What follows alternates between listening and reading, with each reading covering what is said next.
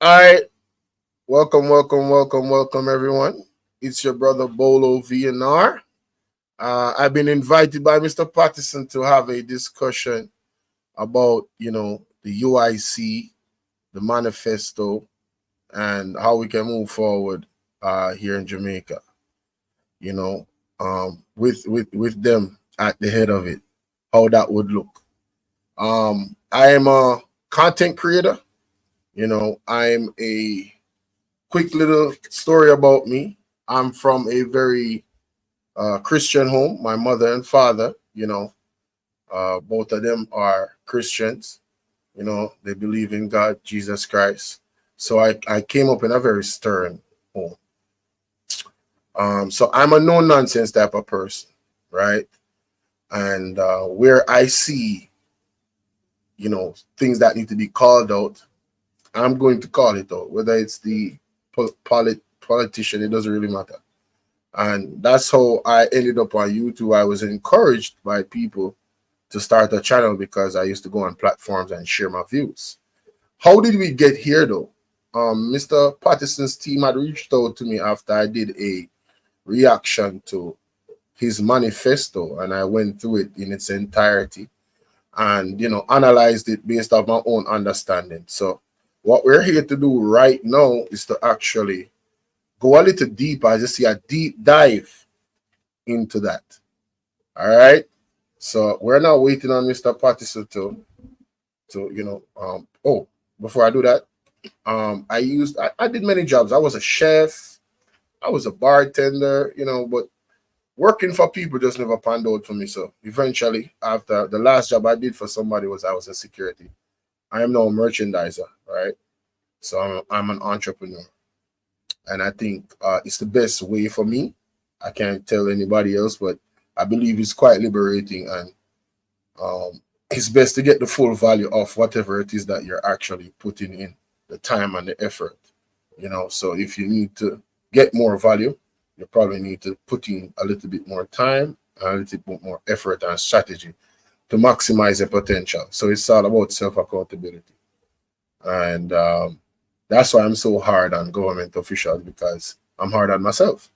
Yeah. So without any further ado, I think Mr. Patterson should be joining us anytime now. And I go on mute.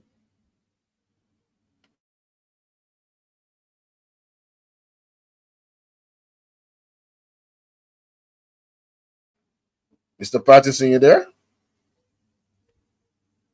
Hope they could have heard me. See, Mr. Patterson is joining us.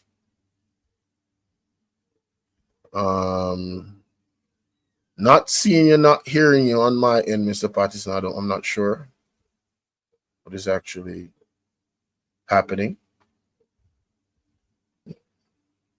Ike Love salute, VMAX salute, Juliet salute, Patricia Bird salute. Welcome, everybody in the chat. Remember to like and share the content. Ike Love VMAC, thank y'all for showing up and showing your support. Those are two. There's a couple of my supporters right there in the chat. I'm still not hearing Mr. Patterson. Even on my YouTube that I'm looking at, he is frozen. So there seems to be some type of technical difficulties. But we'll get through it. Give him a second. Yes, I think this conversation is very, very necessary. I want to give a little bit of credit to Mr. Patterson for even seeking me out to have the conversation. I can be very transparent and let you know that he is not looking for any softball questions from me. He really wants me to, take the glove off and really ask what I want to ask. You get me? So I have to give him credit on that. Scotty, big up. Bless up yourself. Respect. And big up to all well-thinking Jamaicans. Big up to all independent thinking Jamaicans. While I'm here, I would like to say I would encourage all of us to come out of the dual politics mindset Philly Yardy vibes. Big up yourself, my general. I want us to get out of the mindset of having the orange and the green. I want to encourage you guys to move away from the conferences. And if you're even going to go to the conferences, go in neutral colors. So when you're going home, you're not targeted. I think we're living in a very, very dangerous time politically right now. And it's been dangerous for a very, very long time. But whether you're orange or green, I would encourage you guys to really, really protect yourself in that regard. If you don't have to go to these conferences, tan ayayad. All right, as Mr. Andrew Wilson said, tan ayayad. That's one time for you to tan ayayad. All right, still waiting on Mr. Patterson to join us. You know, the internet has been giving some trouble lately, so please be patient. Right, please be patient. But welcome everybody, man. Let me know where you guys are from. Where are you guys from? That's in the chat right now. Drop your name or where you're watching from, and yeah, drop your flag. Rep where you're watching from, and shout out to the platform. All right, big shout out to the platform. I really appreciate the opportunity. You get me? Oh, and I'm not so much of a young man. I'm in my late 30s. I'm single. I don't have any kids. One of the reasons why is, you know, there's 4 things that I've learned that you control in life, and I'm very big on accountability. The conferences I'm talking, you know how they have these conferences for the PNP and the JLP to rally people around electing either one. I'm saying, you guys that partake in these conferences, that run with the pot pan the pan and all of this and wearing the colors, whatever percentage of you that is in Jamaica, I don't know if everybody is still doing that, but I would encourage you guys, Monica and Miss Richards, I would encourage you guys to wear neutral colors if you're going to go, and I would encourage you not to go, but I cannot tell you what to do. So I'm saying, if you're going to go, wear neutral colors. Don't wear black and white. So when you're leaving these events, you're not targeted. Not saying that while you're at the event, they can't be targeted, you know. Not saying that. But, you know, I look at these 2 political parties and the way they operated since their inception.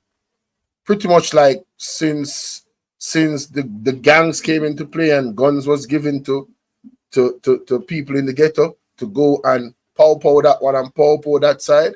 Yeah, it has gone left since then, and we have not recovered. Culturally, we have not recovered. It's been that way. That seed has been planted. The fruit is large, and I'm telling you, the tree is large and the fruit big. So, you understand? The fruit well ripe. All right, so I would move away from the colors. You know, I'm not saying you cannot state a political view, but even, like I said, that is dangerous in this time that we're in right now, especially if you're really paying attention to the stuff that is going on and reading between the lines. Very, very dangerous. Every time you criticize one political party, they say that you're the other side. I find that very hilarious, and it's happened to me several times. I've questioned Mr. Mark Golding on my platform. I've questioned Mr. Andrew Holness even more, because, you know, they're the one in power and they have a larger responsibility. And plus, you know, when you have made promises and then you don't fulfill those promises, you're supposed to get critiqued.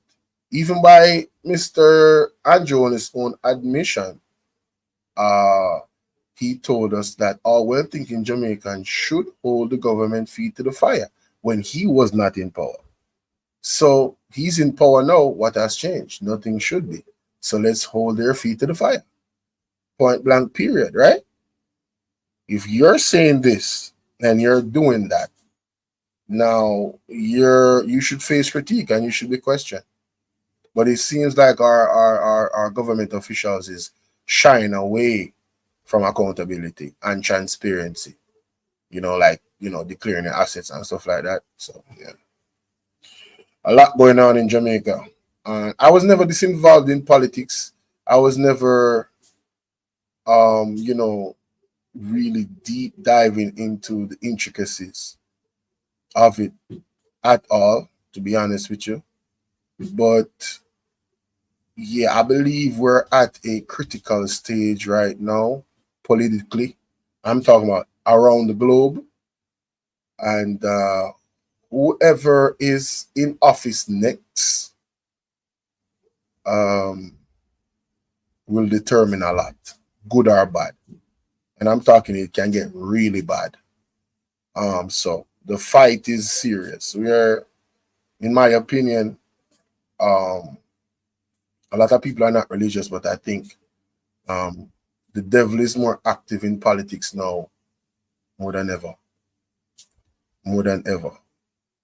All right. And one of the big questions I wanted to ask Mr. Patterson is his position on a certain thing. I cannot wait for him to get up here. Holding down the man himself. Yes, Mr. Patterson. We're having a very big rain over here. Oh Lord. So my main Internet. internet is down. So I Mm-hmm. actually have to come on to this mobile phone. Hope you can Right. hear me clearly. Can you hear me clearly? It's okay. It's okay. All right, the guys in the chat, can you hear him clearly? Because you are the ones that are gonna be affected the most. I Because have a I lot have of this. rain over here. Lot of You rain. kind of go in and out. You know how that you go in and out. Just yeah, it fades Let me see if sometimes. I can, maybe I can get a headset as well. Yeah, I can, yeah, um, yeah, so 1 second. yeah. Yes. So guys, I was of the opinion that it doesn't matter who wins. I'm still going to live my life and do what I need to do to reach my goal. But when reality smacks you in the face and you see that these politicians have so much power to affect your life, where no matter how you try to reach to the point where you want to go legally, and I stress that word legally, um, you have all of these policies and all these things that affect you from really tapping into your earning potential. You know what I mean? So policies are important. Policies are very, very important. So I would say vote policy and not party. Vote policy and not personality. Not because you like this person. I don't have to like Mr. Patterson. I don't have to like Mr. Mark Golden. I don't have to like Mr. Andrew Holness. If he was coming with the right policies, he should be the person you vote for. If his actions are benefiting the collective of the Jamaican people, right? Not just a few, everybody. You should vote for that individual. Point blank period. Right? But if you really look at the grand scheme of things and what was promised and what is actually happening, I don't care what you're talking about. Crime, the healthcare system, the roads, access to water, basic necessities. I mean, look at what happened with Beryl. Listen, man, I could go on and on and on. And this is one of the things I want to encourage you guys. Oh, you still better. I hope. Can you hear me now? Man, you loud. Oh, okay. All right. So I can hear you a little better now. So let's see if we can get the show on the road. Sorry Yes. for the technical challenges. But let's Yeah, man. go. Yeah, man. Mhm. So, were you able to hear me the whole time? No, I didn't hear anything. I was busy trying to get connection. Well, I introduced myself. I kind of went off on a spill, about the politics and what's happening in the country. Yeah. I was encouraging the people to really uh, let go of the colors and literally, Hmm. like, if you're going to these conferences for whatever reason, wear neutral colors. It's a Okay. very dangerous time right now, and you could be targeted because you have an affiliation to a certain party.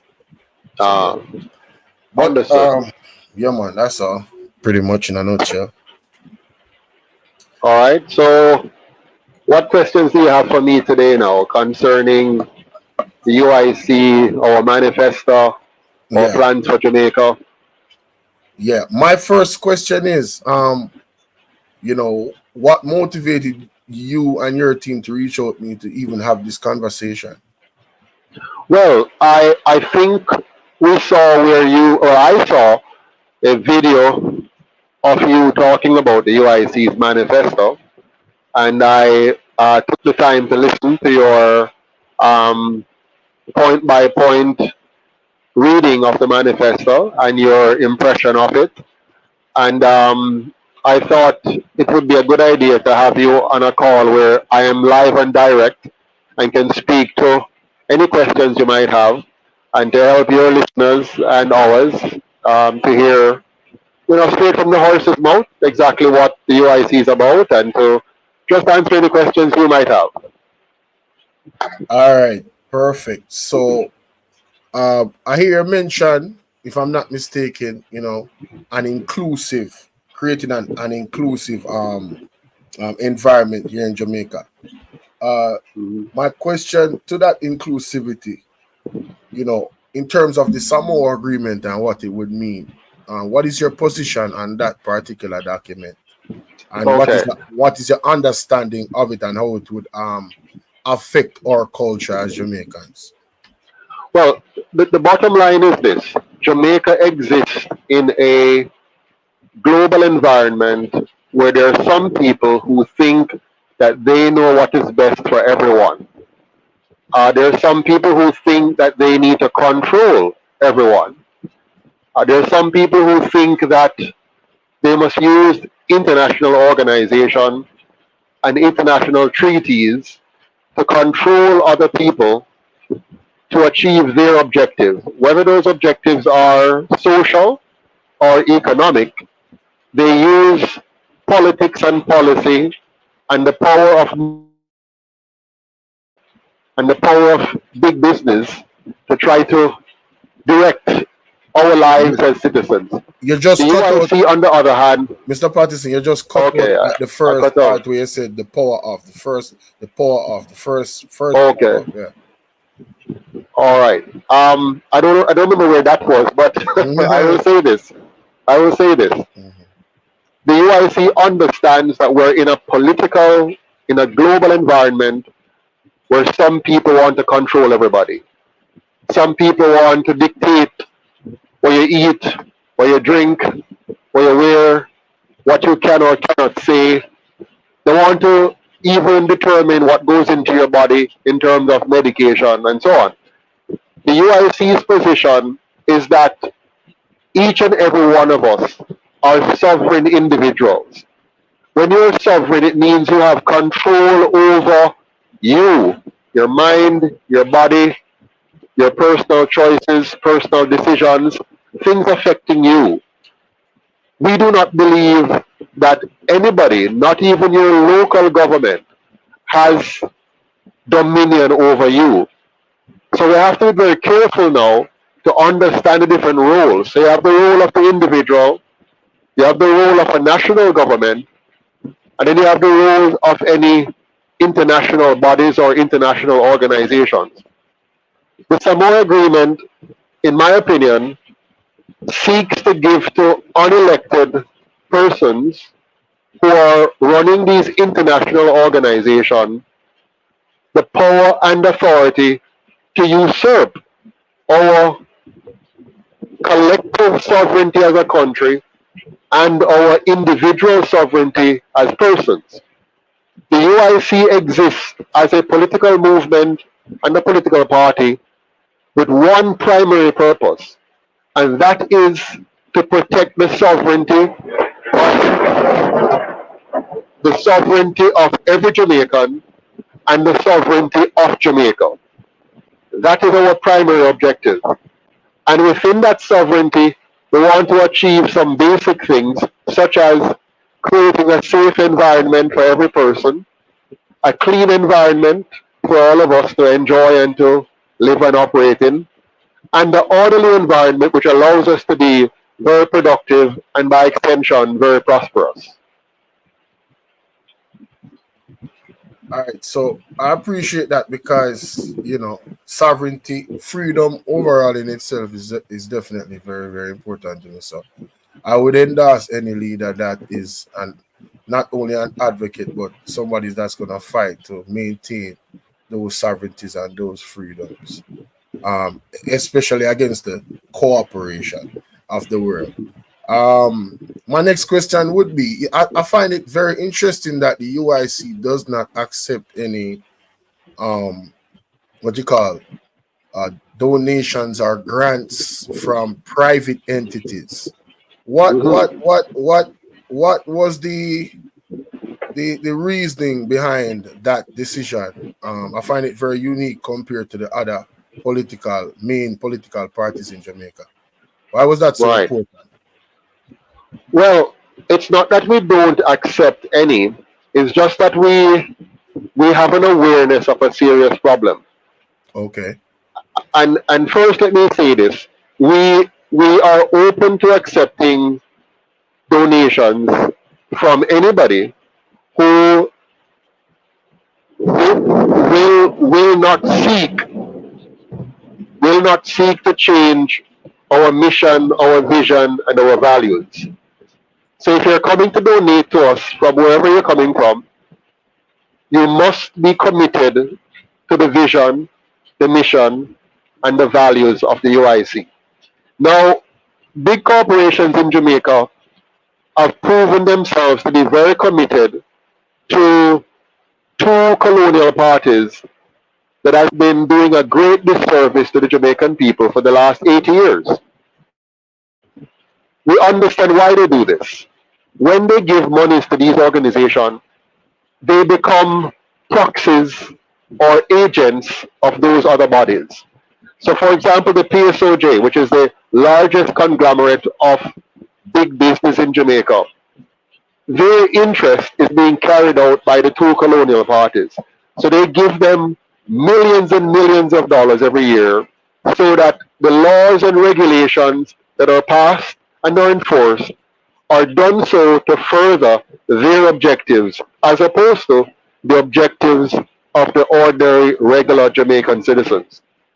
If we were to do like the other two colonial parties and simply take monies from these bodies, we would be no different from them because we would become an agent of the PSOJ oligarchs and would not be working for the Jamaican people.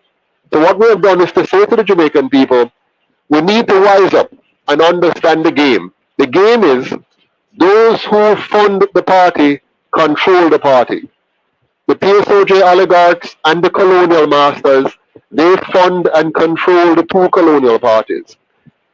There's no sense in having a third party that follows the same model because it means then you just have three parties that are controlled by the PSOJ oligarchs and the colonial masters. So the UIC made the decision that our funding must come from the people. That's the 3 million Jamaicans at home and the 4 million Jamaicans abroad. And if we can build a membership of say 500,000 Jamaicans giving just 1,000 Jamaican dollars or 10 US dollars a month, we will have the financial means to lead a massive ballot box revolution that will transform Jamaica from a colonial state that still follows colonial laws, that are controlled by two colonial parties that are funded and controlled by the PSOJ oligarchs. We can replace that system with a government that is of the people, by the people, and for the people.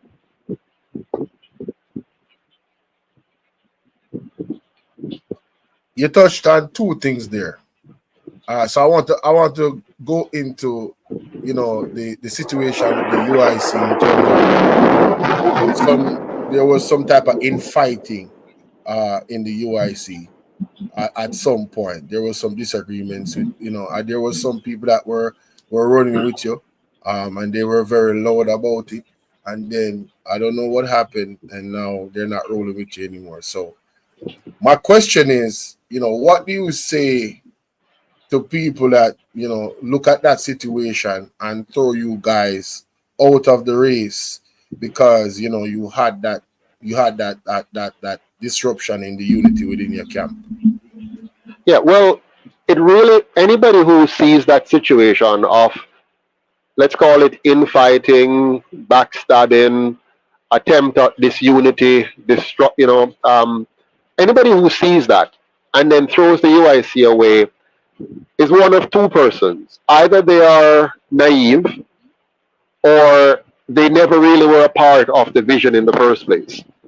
So the naive ones are those who think that a political movement is going to come about and disrupt the existing order, and it's not going to be attacked from within and without. We have a lot of history. It has been done to Marcus Garvey before. It was done to Malcolm X before. It was done to Martin Luther King before. It was done to even Shaka Zulu. Right? So if you look at the history of revolutions, the revolutionaries always have to be watching their backs, because the very people who power with you, who push up beside you, are oftentimes agents of your enemies. So they join you to destroy you. And so they have attempted to destroy the UIC from within. Now you have some people who are just misled. So let's say you have a person who is not very well mentally developed. When they see a little disturbance, they get turned off. They say, oh, see, it can't be from God because it's not running smoothly. So they believe in an angel of God coming down in perfect white, there must be no problems, no disturbance. There must just be a lot of money, a lot of activities, everything must be perfect, because they don't understand that life is not a bed of roses. If you want good, your nose have to run. And our nose as a movement has done its running. We have had to deal with infiltrators, deceivers, destroyers, backbiters, infighters, persons who are emotionally unstable, persons who come in to get something, and if they can't get it, then they're going to turn on you because they can't get it. So all of that. So if you're going to be very intelligent, and I hope most of us are, you're going to say to yourself, but wait a minute, this is normal. Mr. Patterson have to get a fight. If they get a fight, then this is the right. If I had come in and everything was in smooth sailing, I can guarantee you I would have been heavily funded by the PSOJ oligarchs, because they would have given me all the money and all the people to put on a nice veneer, a nice show, and suck us all up for us to feel like I am about change, but I'm not real change. I am fake change. Just like how in the 1930s, Marcus Garvey was the real thing, and the PSOJ oligarchs created the two colonial parties and used them to get rid of Marcus Garvey, so that we the people are fooled into buying into these two parties, thinking that they're here to be our savior, when in fact they have worked out to be our destroyer. Hey, I can't even cap. That's facts. There's going to be infighting at some point, and sometimes egos will play a role as well, and that's not just males, even females have ego too. So Yeah. I get that. Um you mentioned something about elections. Here in Jamaica, it's been well documented that the electoral process has been smeared multiple times with corruption. Ballot Yeah. boxes being missing and all of that.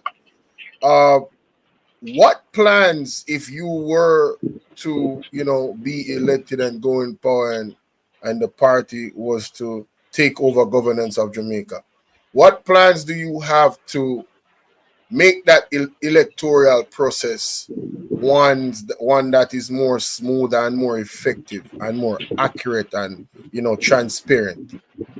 That's a very lovely question, and one that I hope our listeners and viewers will allow themselves to understand. The problem that Jamaica has, first and foremost, is the very system of politics that we have embraced, that we have been led, that we have been misled to embrace. So we have been led to embrace a politics called partisan politics, whereby we divide ourselves into two tribes and we fight for the rest of our lives for scarce benefits and spoils coming out of who wins power. Now, why would we do that? It's because we've designed a model of economics whereby only those who are highly connected will get the most out of the economy. So if your party win, you will get contracts, you will get special benefits, you will get positions. If the other side party win, you're losing those benefits and the other side go and get it. That's the model of governance that these two parties have given us.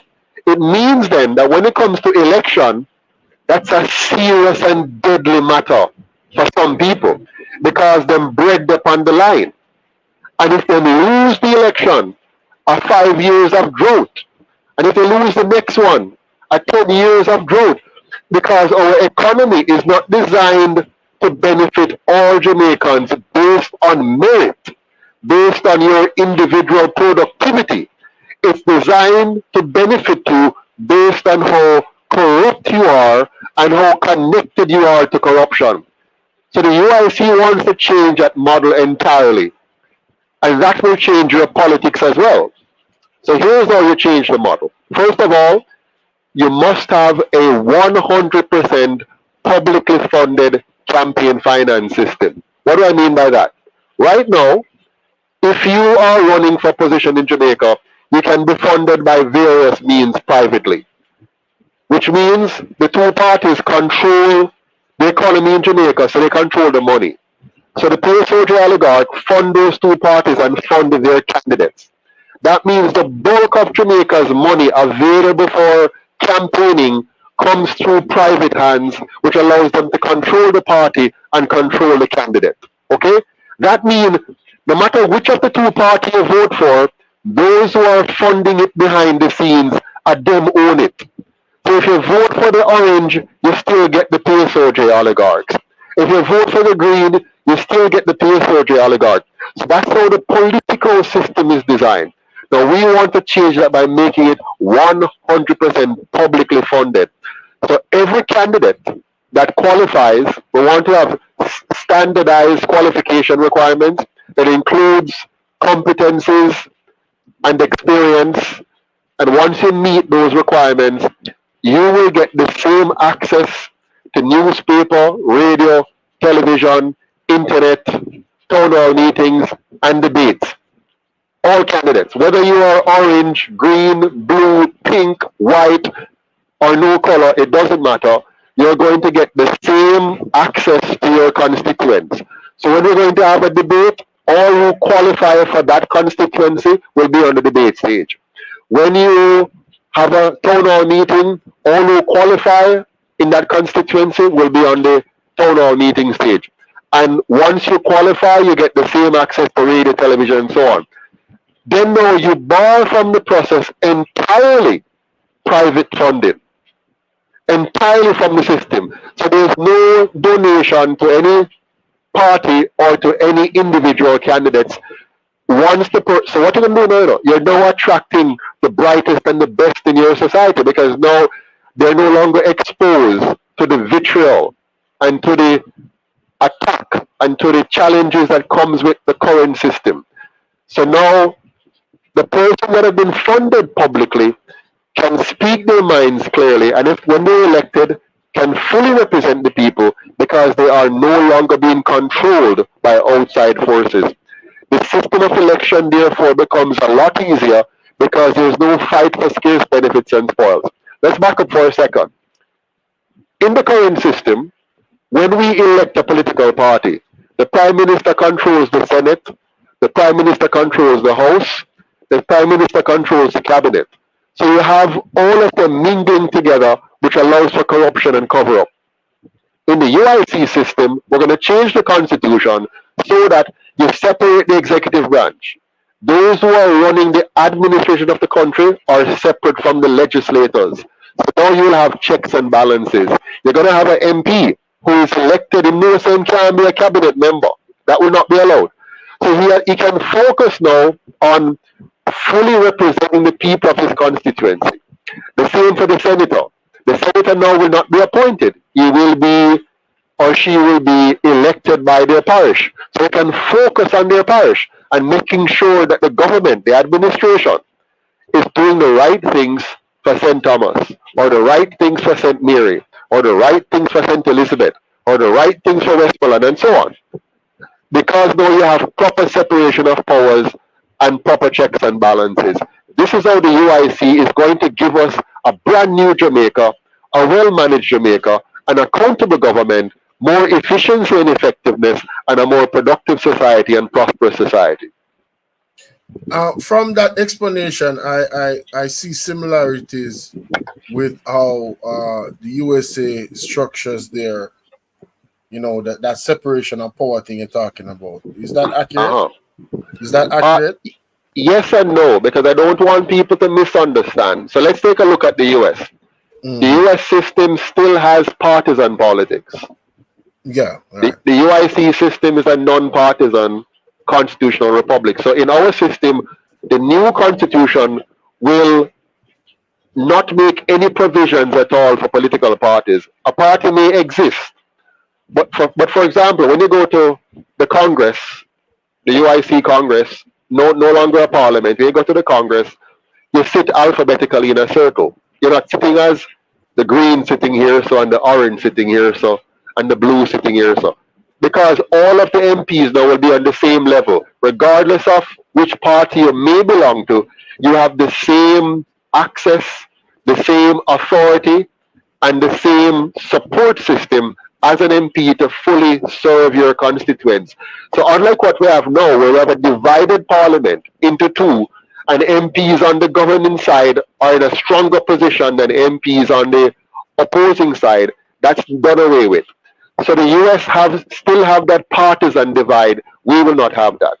Secondarily, in the US system, they do have what you call a vetting process for appointing persons to the executive branch, which is good. We will have that as well, except that ours will have prescriptions for the qualifications to serve as Minister of Finance, Minister of Health, Minister of this. So you must come highly credentialed.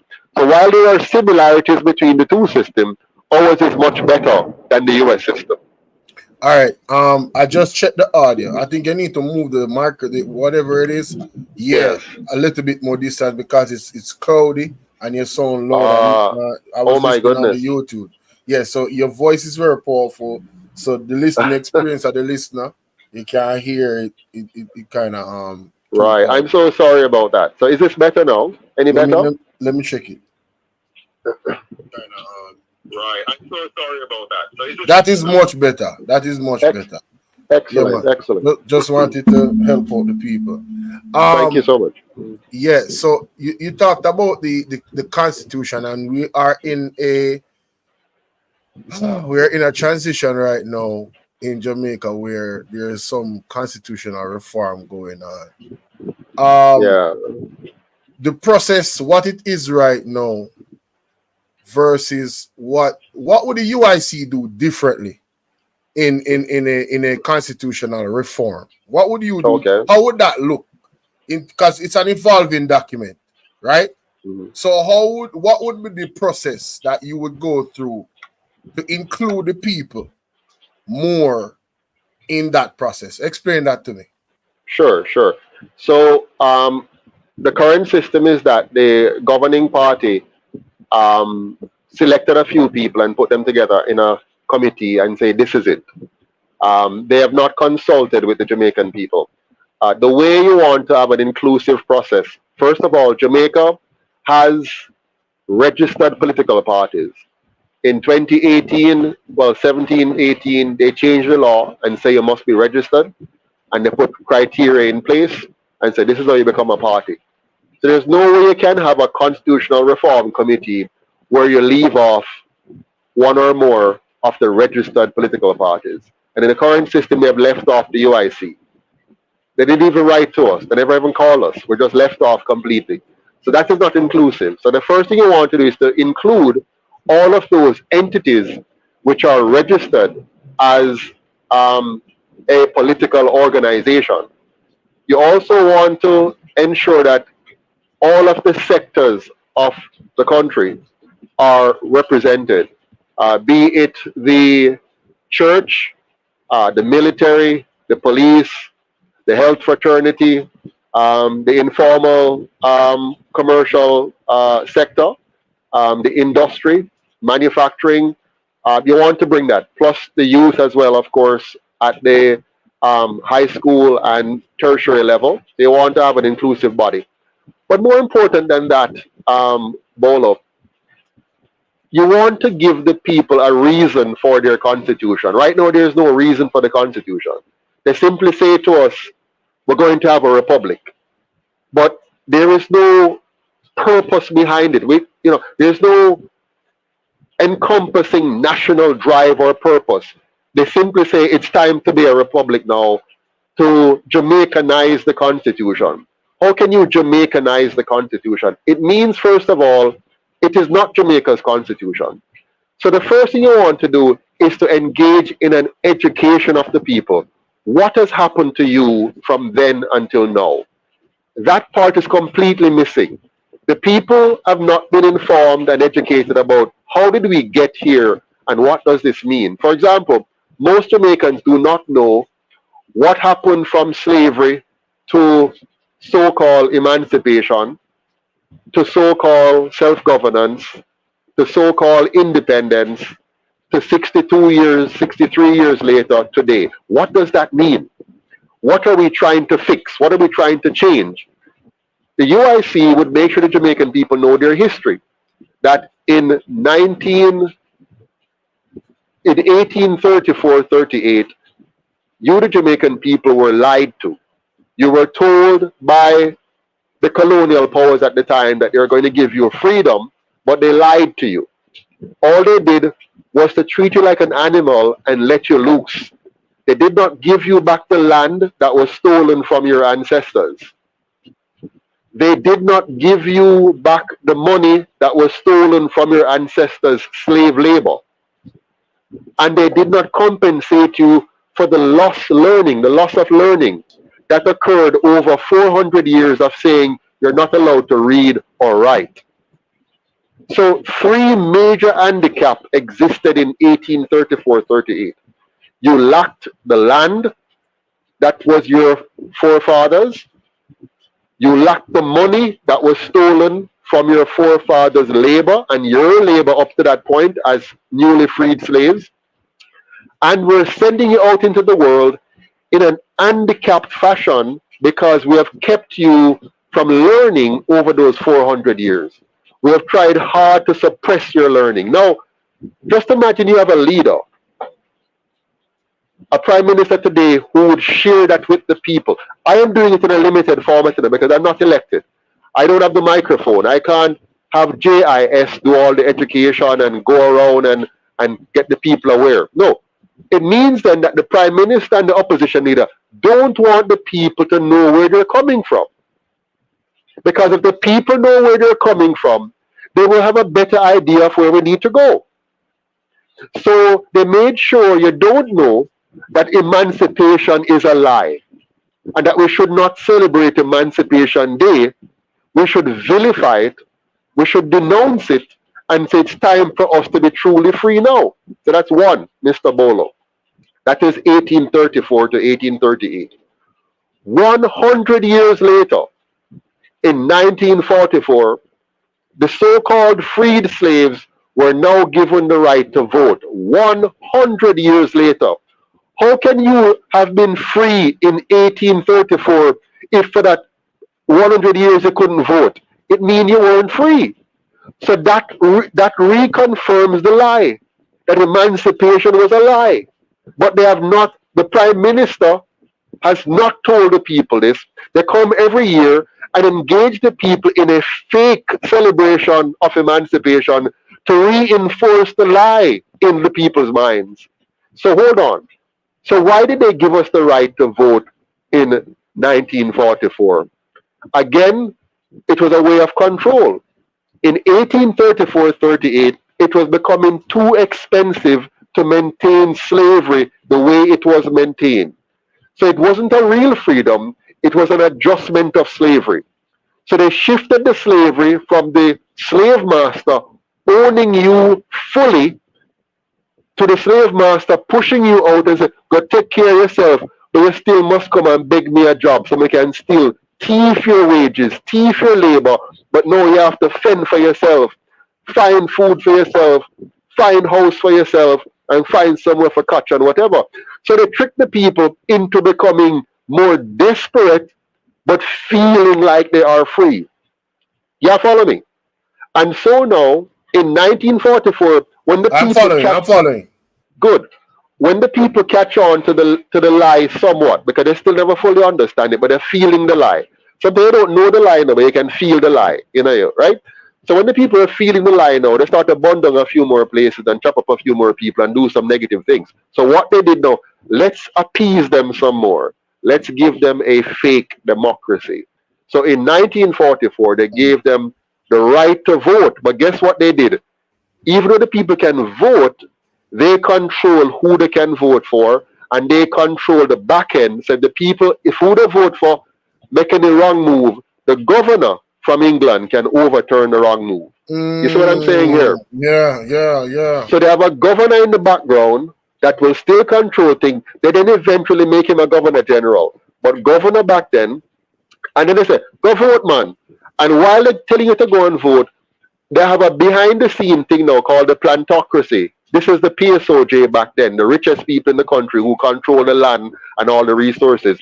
They now, behind the scenes now, will shove some money in a certain groups and make those groups powerful and to beat down the other true groups now who really want to bring real change.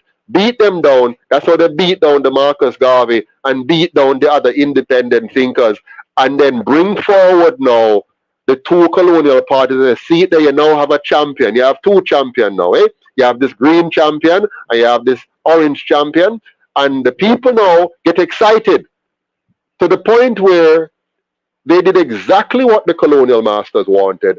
They start to throw stone and sticks at each other, and then they raise machetes at each other, and then eventually guns at each other, and you get the two tribes now crystallized.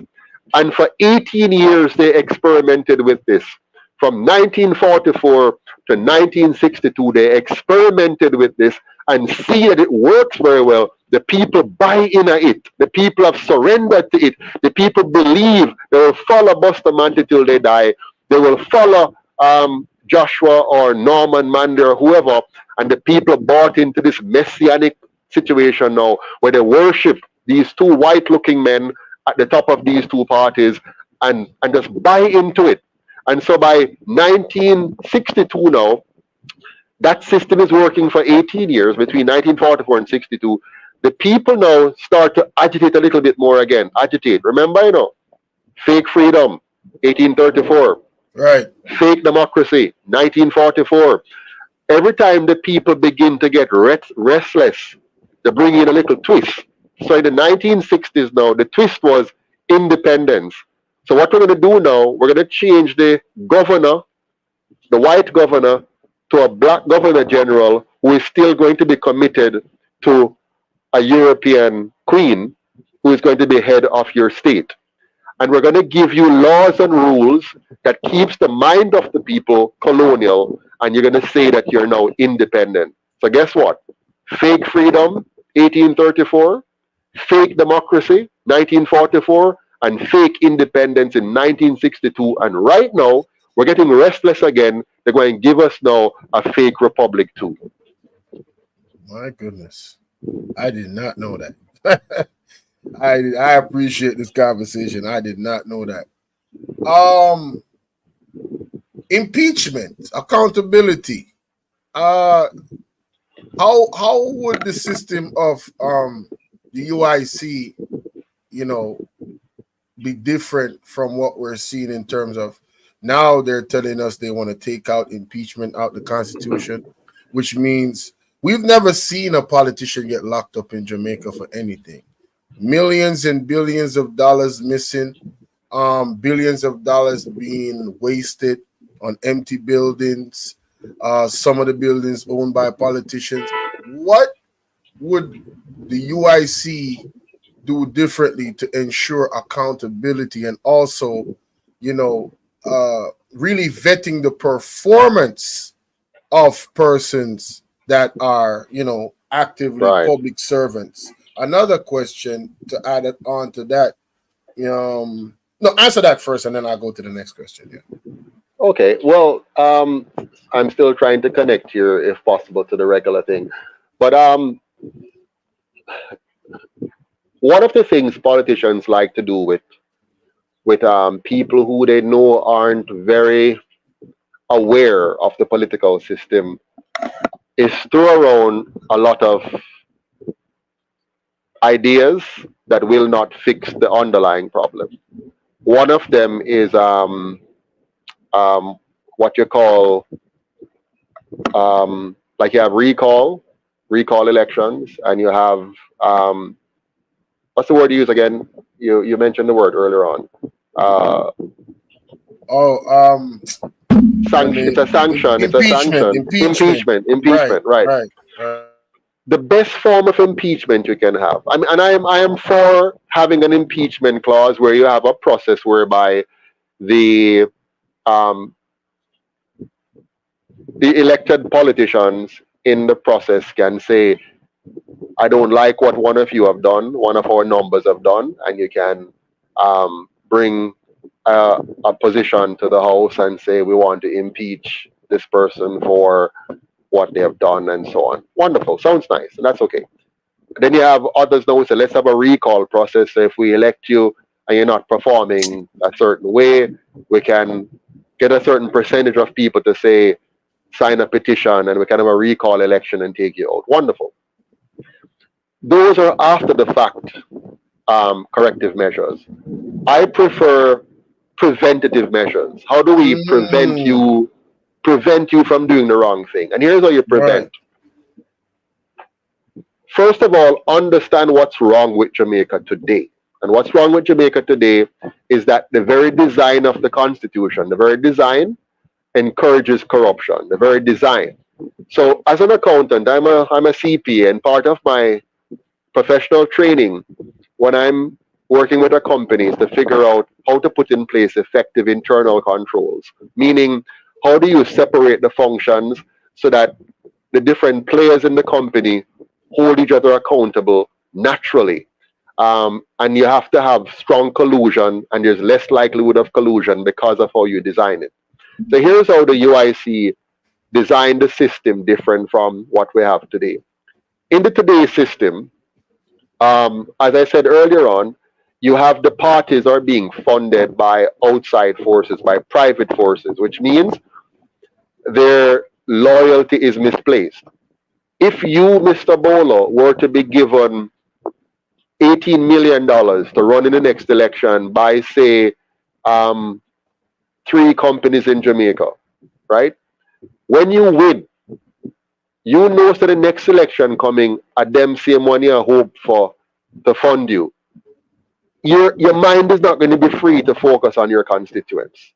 Right. Your mind, exactly. Your mind is going to be on whether more I'm do, because when they say to you, Mr. Bolo, we want you to push this particular agenda in Parliament. We want you to, I know you're close to the Prime Minister, I want you to push this particular thing to happen. I want you to turn a blind eye to this particular thing that's happening over here. I don't want you to talk about this thing over here because that's $18 million you get to run in the last election. So the UIC wants to fix that problem by nipping it in the bud, taking that away fully.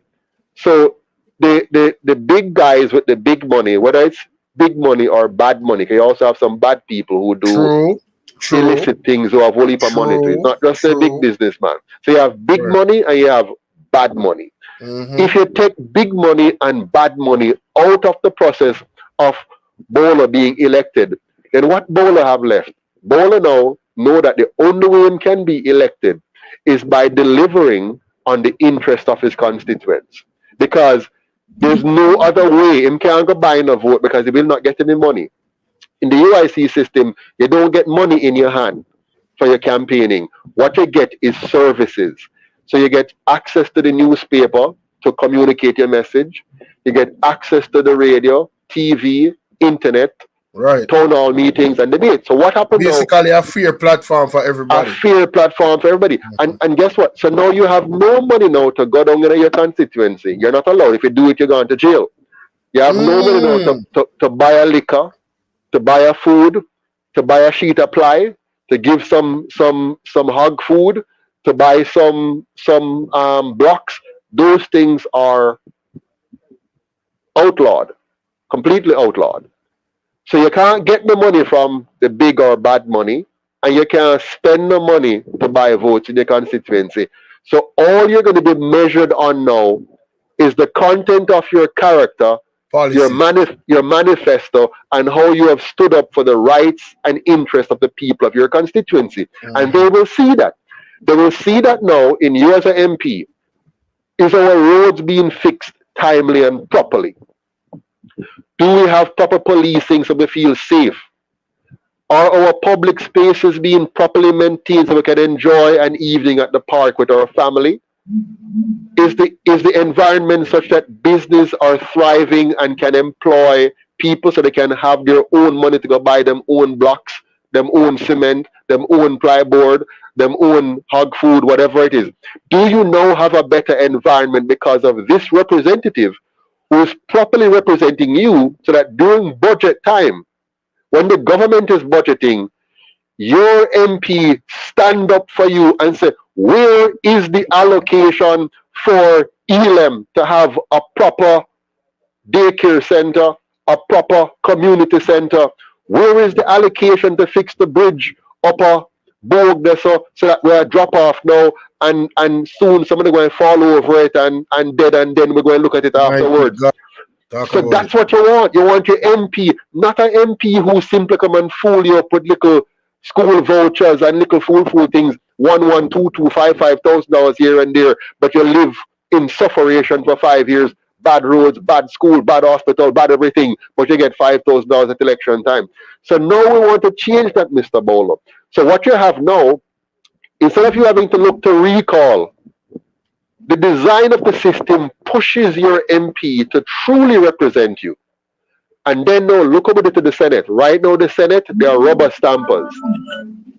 The senators are appointed by 13 by the Prime Minister and 8 by the opposition leader to be their rubber stamp voices in the Senate. They vote based on party line. They don't vote for the interest of the people. So the UIC mash up that system there. Here's how we do it now. Every single senator is elected based on their parish.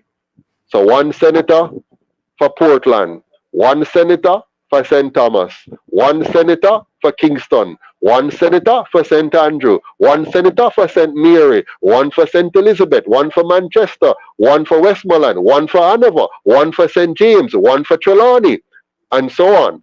So what you have happening now, when the lower house makes a law and send it to the upper house that we call the Senate, you have 14 perspectives on it, meaning how will this affect the people of St. Thomas? You see how many years now St. Thomas is left out in the cold? Oh That yeah. wouldn't happen under our system. Oh Because yeah. under our system, you'd have had a senator there from St. Thomas who said, where is the allocation to make sure the people of St. Thomas have a good road, have a good hospital, have this, that, that. And the person from St. Mary, the same thing. And the person from St. So you don't have a balanced budget, balanced planning, balanced implementation. So rather than looking forward to impeaching somebody or recalling somebody, let's make sure the system work up front. And guess what happened now? Let's say you have an MP who lazy, him not do no work, him not represent you, and you have a senator who lazy, them don't do no work. Guess what?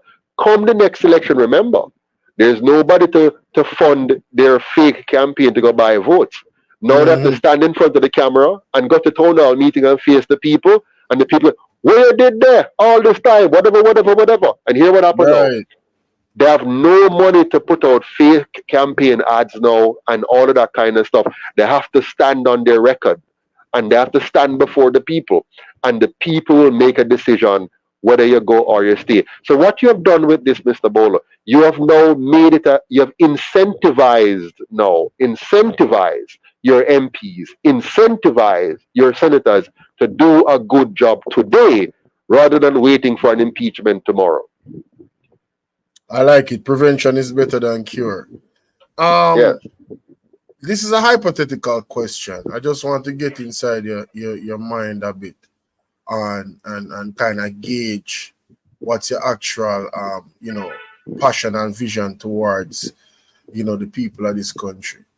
Hypothetically speaking, if you was to know that you would pass away within 5 years, God forbid, this is hypothetical, and what would be your most important task that you would want to make sure that you get done for the people of Jamaica so that you could rest well knowing that the system is in place for us to thrive and move forward in a very, very great way? What would that thing be? I think you have answered the question for me, and I'll tell you why. You actually said it at the end. If you notice, I'm not an ordinary politician. Politicians tend to focus on power, just getting elected and having access to power. My interest is on transforming Jamaica. So the most important thing that I want to get done for Jamaica, because I understand its import, I understand its impact. I know many Jamaicans don't yet fully understand the impact. But the most important thing for any country is its constitution. That's the most important thing. Your constitution determines your politics.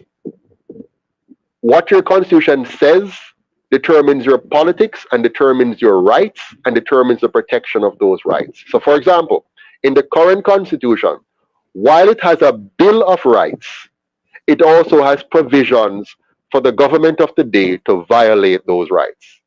The UIC, when we give the Jamaican people the new constitution, the rights delineated in the constitution will be sacred and untouchable by any government.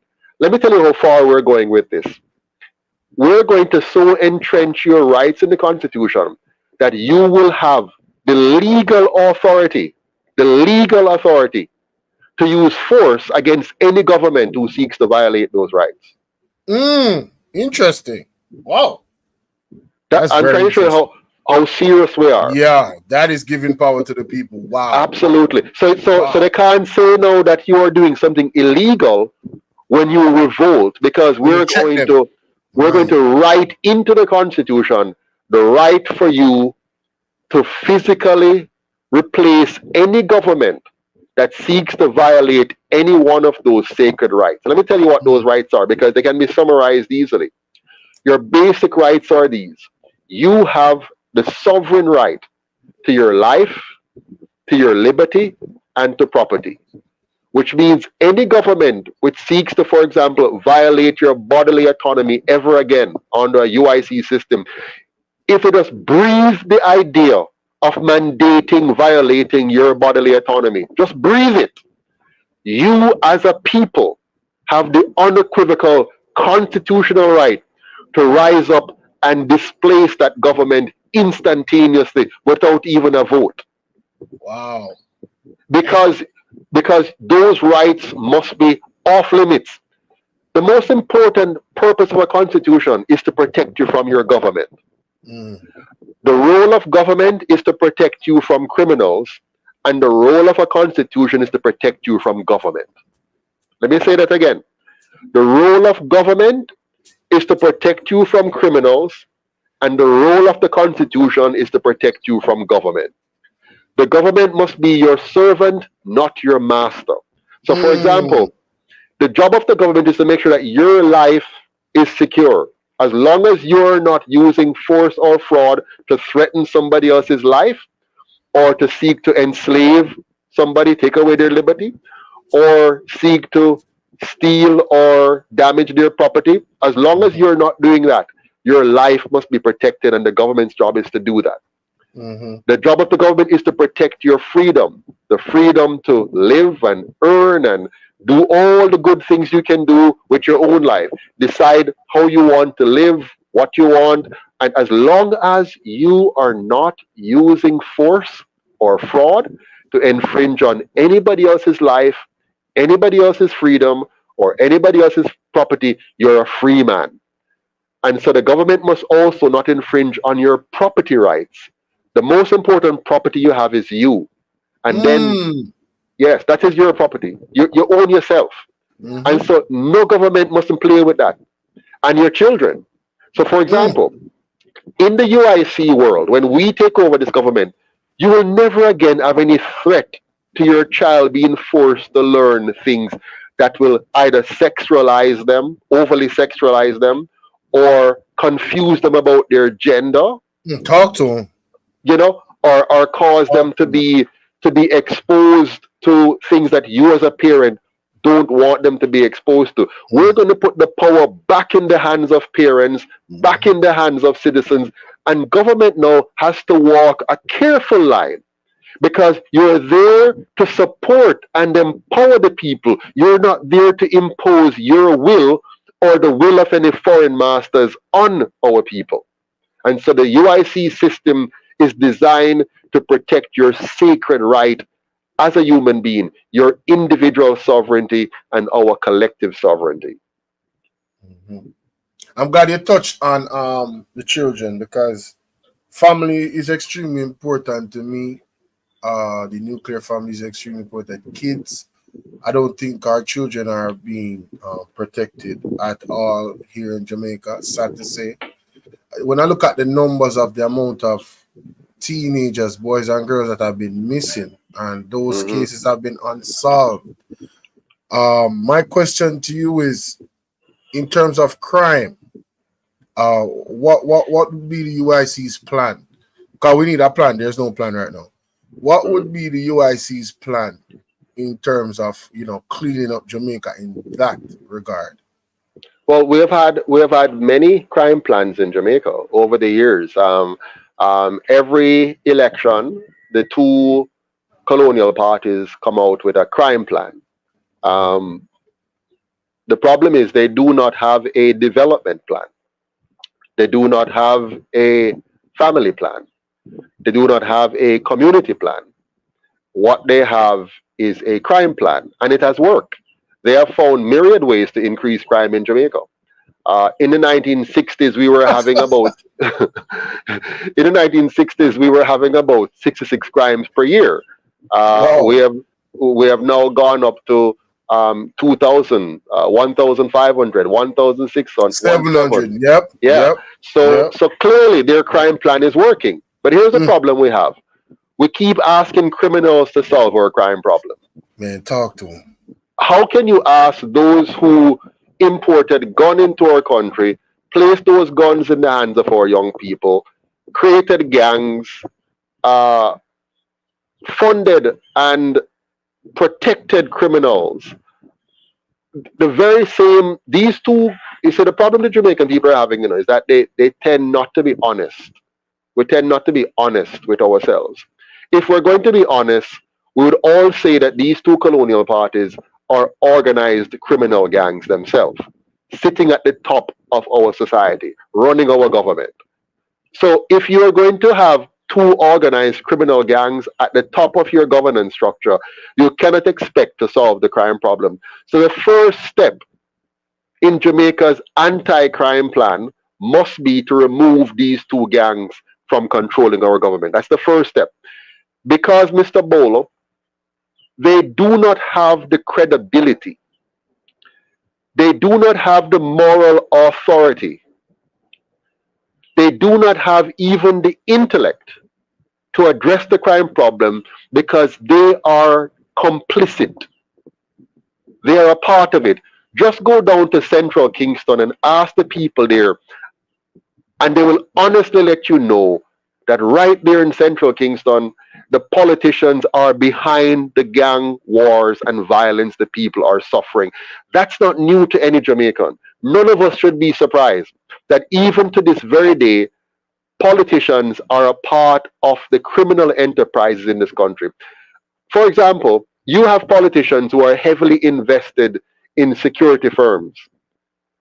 The more crime you have in Jamaica is the more wealthy security firms are. You have politicians who are invested in morgues.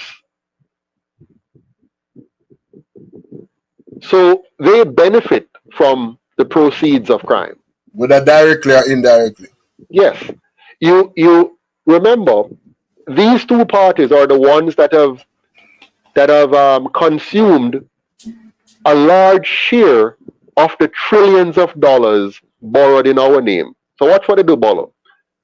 They borrow trillions of dollars in our name, steal a significant amount of it directly or indirectly, because some of it, what they do is they give contract to their cronies who are not competent or qualified to do the work for which they have been hired. That's stealing. Okay? So even though you still have a check being signed properly and a requisition form being filled out properly and a tendering process that was done that gives the veneer of legality, it is still theft because you know that you're not ensuring the Jamaican people get value for money. Okay? They also create large segments of the public service which are useless and not producing anything but hot air. And they're paying salaries to all of these people. They put their friends and cronies on boards, all kinds of boards and commissions. Every day, you have to work hard doing your business. You have to go out in the sun and sweat to carry out your business. And you have many of them who simply, because of their political connection, is on a board. They meet once a month. They may or may not show up, and they get easily $150,000, $250,000, $300,000 for the month. While some of them can't even read. And you have to suffer and struggle. Many of them get concessions and get vehicles and this and that. Many of them get behind the door deals that cause them to be able to build a beautiful house on the side of the hill somewhere up there with the Prime Minister, while the people are suffering. Now, this is theft. So what they did, they borrowed trillions. One of the reasons why these parties fight so hard for power, when they get power, they get to borrow money that they will not be accountable for. We, the people, are going to be accountable. When you borrow money, if you go borrow $10 million from one of the banks and put that together with your little NHT money and go and buy a house, you're on the hook for that. And if you can't pay back that loan, they're going to come and repossess your house and throw you out on the street, right? Facts. Now, when the politician go and borrow trillions of dollars, he has absolutely zero risk. He has no risk. All of that risk is transferred to you and me. Here's what I call it. I call it concentrated benefits and disbursed cost. What that means is the benefits of them borrowing the money is concentrated to their benefit. They borrow the money, sprinkle some of it here and there, whatever they do, and thief a big chunk through various schemes, like what happened during the rural Read situation. Various schemes are used, and they steal the money, whether it's through a school feeding program or through whatever. Our politicians, by the way, are extremely skilled at corruption. And that is why Jamaica is the way it is, because they have made scamming a cultural part of our identity. You understand? Because Yep. they're the biggest scammers. So when they borrow this money, Bolo, when they borrow this money, just imagine you're in the system with them, eh? And the government borrows $2 trillion. And that's a lot of money now. 2 trillion is a lot of money. But suppose you only get a 50 million out of it through this way, this way, this way. You can have a beautiful house and a nice car and can fly out for a vacation somewhere nice. That's what's happening, Bolo. But then guess what now? When the bill come now, the bill to pay back the $2 trillion, when the bill comes to pay back the $2 trillion, guess who have to pay for it? Not them, me and you. Now, here's how you and me pay for it. Not only do But we check this pay out. the Check yeah, this out, go ahead. Mr. Patterson. Yeah. Sonia Ellis is saying she's still not hearing what she would consider a crime plan. Sure, So I'm getting there. This is a crime plan. Miss Ellis, if you want the crime plan, you have to understand what makes the plan. Somebody can come and give you a 50 list. You've gotten that before, and list 50 things and say, we're going to jump over the moon, we're going to dig a tunnel, and it means nothing. None of that means anything. If you do not understand the problem, the plan don't make no sense. right. If I totally understand what you're saying. I heard the plan from the start, you know. Yeah, man. The If you don't, first go three ahead. things that you said was the Yeah. actual crime plan. But it missed some people. When you said Yeah, it, man. I went, Yeah. oh, but it missed Yes. them. But go ahead. They like what they have been getting for 80 years. Nice fanciful statements that amounts to nothing after election. Me telling you what the problem is so we can solve the problem. So here's the thing. When the two parties borrow $2 trillion on Figurehead, and they get the concentrated benefit of nice houses and nice cars, and their kids go abroad to school, and they can fly out for healthcare, the cost of all that comes to us. Now, here how it costs us. Not only in the 16.5% and now 15% GCT that we pay, not only in the 25% income tax that we pay, not only in the NHT that they force us to pay, not only in the education tax that they force us to pay, not only in the heart tax that they force us to pay through the employer, not only in the fit and proper fees they cause us to pay for our cars, not only in the toll that we pay to drive on our roads, not only in the property tax we pay for our house and our land, not only in the tax we pay to leave our country if we're traveling or coming back. All of these monies that they tax us is not enough. Them still tax we by not fixing the road timely or properly. They still tax we by not fixing the hospital so that we can have the care that we need when we need it. They still tax we by not fixing up the school so we have good education. That's why over 70% of our students fail every year. They still tax we by underpaying the teachers so we lose the best and the ones that are left don't have the tools and the income to go to school and teach properly because them head hat them how them go and make ends meet tomorrow. They still tax us by underpaying the police, under training the police, and under equipping the police. They still tax us by making sure we don't have decent community centers in our communities and good parks. Here is the crime plan, Miss Ellis, and anybody else who want to ask foolishness like that. Here is the crime plan. Think about it carefully. If you have a police service, not a force, a police service that is a part of the social work of the community, the police grew up with the family, knows the sons and knows the daughters, live in the community. The police drives a good car. The police have a good income and is highly respected in the society because he is upstanding, because the institution he's a part of is highly regarded with men and women who are trustworthy. They have a good system of proper vetting in there to hire only the best and the brightest. Not people who just got it because they can't find a work, but people who are competent and qualified to serve, who are trained now in social work, trained in respecting the citizens, not brutalizing the citizens, trained in how to deal with the boy on the corner of the street and encourage and motivate him and get him into a useful program. That is a part of the plan. Another part of the plan is to have a system whereby every student that's leaving school If they're not going on to further studies, either in a tertiary institution or a trades program, they're automatically employed as an apprentice in one of the various institutions or places of business across the country. So no child is left out when they leave school at 16, 17, or 18. They're going into work immediately. So if you're not a UE or UTech or some other institution, or you're not in a trades program, you are immediately into the workforce and you're being groomed and trained to be productive. So you don't lose the little bit of knowledge you already have from school.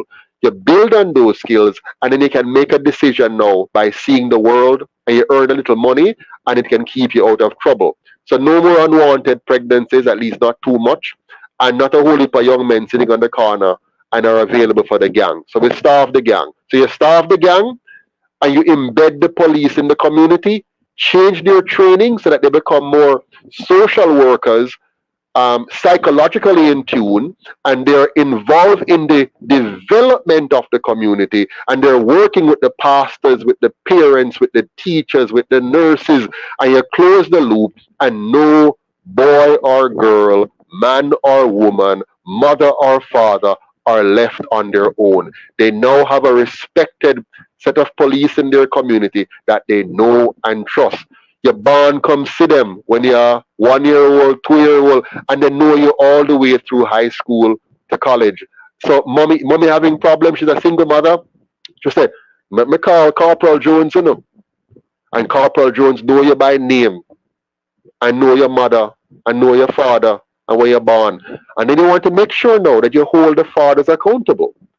Give the fathers an incentive to stay with their families, to work with their families. And so we start to re-engage the family and bring back family values, bring back the community values. How we do that?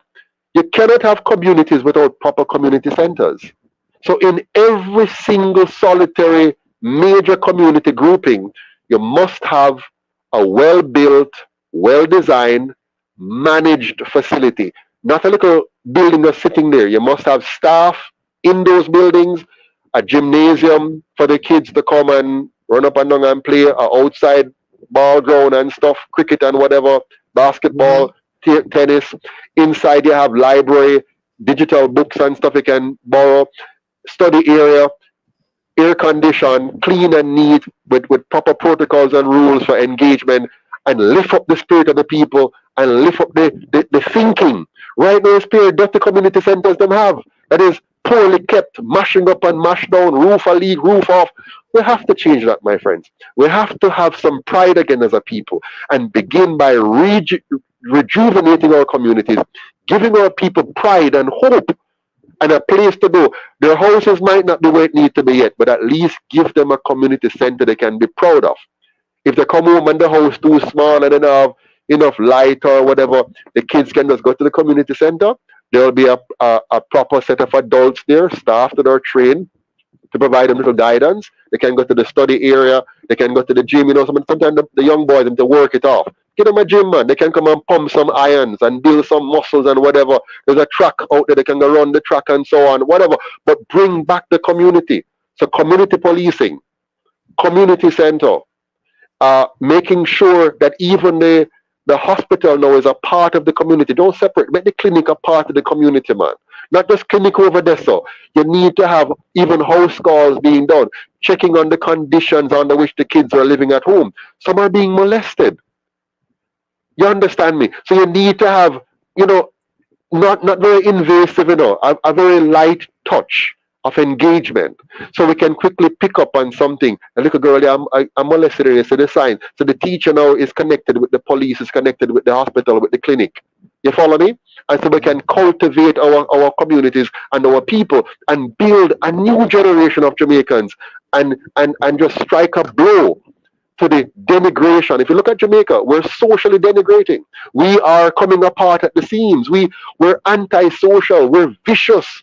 We're scamming. We have to fix that, Mr. Bolo. And that's what the UIC, for us, a crime plan, which I hate to use the word, or anti-crime plan, is a developmental plan. It is the whole Jamaica. It is if you create a Jamaica that is productive, a Jamaica that is prosperous, a Jamaica that is safe, a Jamaica that puts the people first, not by word, but by deeds. Having the community designed to bring out the best in our people.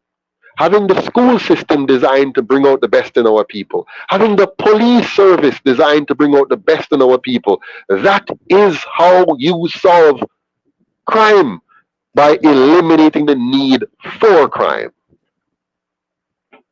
There's not much. There's not much, if anything, I disagree with. You know, there's a saying that says that the devil finds work for idle hands. So once you increase the social, because there's a very very bad socialization between police and Jamaicans hate police. All right, there's not a good rapport there, for good reason, because there's a lot of physical and verbal abuse that goes on in terms of a lot of police. You've seen it in videos, you know, beating, having foot on people and all of that. So to that's a long-term plan though. Sonia Ellis was saying, because I'm paying attention, she's giving a lot of pushback. She's saying that's a long-term plan, but what would you do now? It's an immediate plan. It's there's no short-term plan for crime that makes sense. The prime minister tricked us with his short-term plan, which is to simply have states of emergencies. That's it. So every time that there is a flare-up, you lock down that community, and you have untrained and unskilled police officers go in there and brutalize those who are young and marginalized and unaware of their rights and stuff like that. You go in there and you further disenfranchise them in order to lock down criminals, right? You need to understand something about crime fighting in a country. You must never use crime fighting as a pretext to take away people's rights. Never. So you must always approach the fighting of crime with respect for the citizens, respect for the individuals. That's We're breaking up. Yeah. Can you hear me now? Is this any better? You said with respect for the individuals. That's the last thing I heard.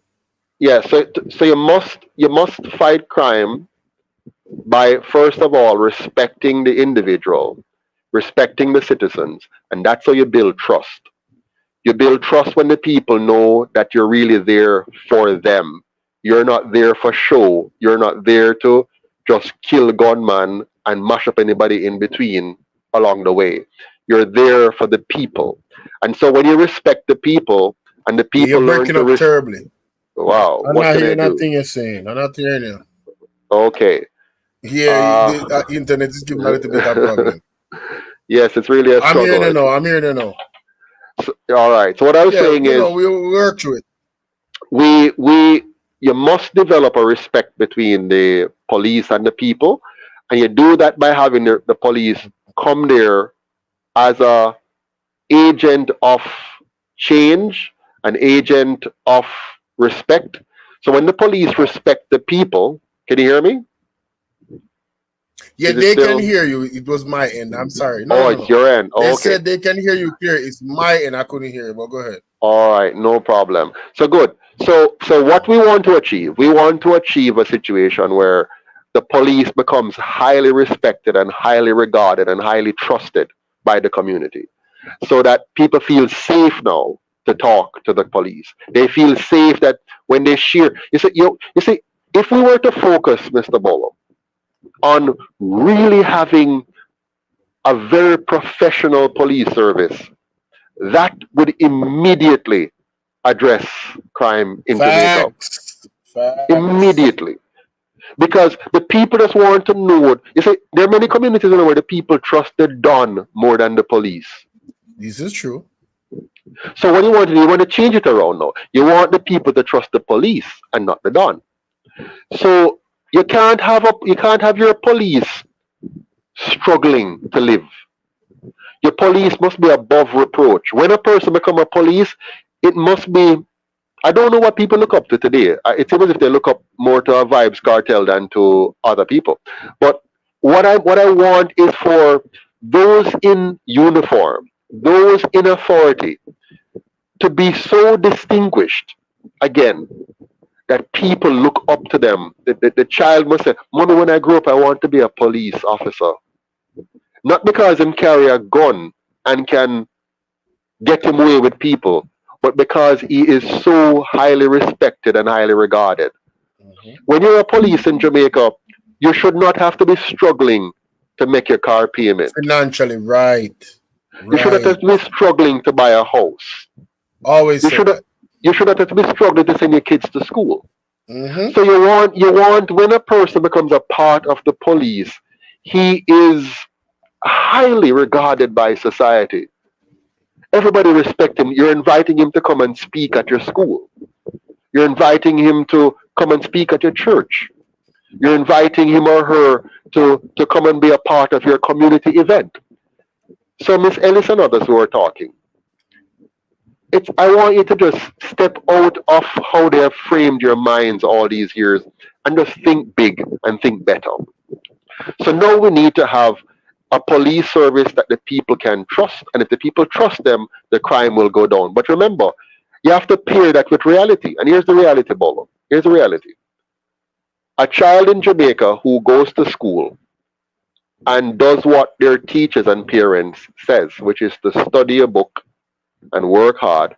And when you finish, you're going to come out to something good. You're going to find a good job. You're going to be able to raise a family. You're going to be able to own your home and so on. Practically every child now knows that's a lie. Mm. That's right. That's why there's so much scammers. And so if you only deal with one side of the equation, which is the side where you say there are criminals and we need to go after them, you'll be going after them forever. From my idea, my knee, we have had police doing the same brute force they're doing now. Facts. Okay? Facts. Nothing has changed. It has No. been the same thing. So if you want real change, you have to change the way you're dealing with it. So let's make sure, and here's how I want to make sure, Mr. Bolo. I want us to do a very simple thing. Number one, be honest with the Jamaican people about their past so that they can move forward. Number Mm-hmm. two, give the people back their stolen property. The colonial masters, the colonial parties, the PSOJ oligarchs that fund them, they have stolen the property, the land of Jamaica from the people of Jamaica. They have made thousands of Jamaicans squatters. They have made thousands of Jamaicans suffer to try to buy a little piece of house or a little piece of land because they have colluded. And I hope everybody get this. The colonial masters, those who enslaved us and raped us and beat us and extract our wealth from us, they have the full support of the PSOJ oligarchs and the two colonial parties to continue to hold on to the land that was stolen from us. Mm-hmm. Had these two parties, since they have been in government, from 1944, over 80 years ago, or even in 1962, over 63 years ago, if they had done the basic thing of saying, my God, let us do land reparation now and give every single Jamaican family whose ancestors were enslaved on this island, give all of them what belongs to them, which is their inheritance, their property. Generational wealth would have sprung from that because your first major difficulty is to somewhere to live, somewhere to call your own, somewhere to be able to set up roots. And if you had given the people back their property, Jamaica would have been built up long, long time ago. It wasn't done then. The UIC go and do it now. So that's number one. Then you have to free the economy. I know what I mean by free. Remove the shackles from small and medium businesses that are placed there to protect big businesses and suffocate us with whole heap of red tape and regulations and trials and tribulations, which allows a few, for example, NCB, while Jamaicans are suffering, whether it's in COVID or now, while they're suffering, NCB and all the big banks are making billions. How can they make billions if the Jamaican people are suffering? If so many Jamaicans are financially insecure, how is it then if we're all as poor as we are, it's a poor country and we're suffering Right. so much, how can a few of you, be making billions in profits every year? Something is wrong with that equation. Something It is wrong with the means, system. Yeah. yes, it means then that you have designed a system. I call it a master slave system. It's a master slave economy where you continue to concentrate the wealth in the hands of a few at the expense of the many. And that's what they're doing. They have designed a system of low wages to keep the Jamaican in a low wage bracket where sometimes you're getting even only 10-15% of what your counterpart in another country is getting for the same job. Right. Exactly. Yeah. And they have kept you down here. And it's by design. It's by design. And the two colonial parties, together with the PSOJ oligarchs, they continue to maintain that design so that Jamaica can be a low-wage environment and they can suck out the wealth out of the people and live big life. And by the way, remember, they're not living the big life because they are skillful entrepreneurs. They're living it because they're thieves. Yeah, pretty much. Yeah. So they're hiding behind the veneer of corporate glamour. So they're wearing the jacket and tie and going to the corporate meetings, but they're really just scammers in ties and jackets. So they're no less scammers than the scammers who used to with their pants dropping off their bottom.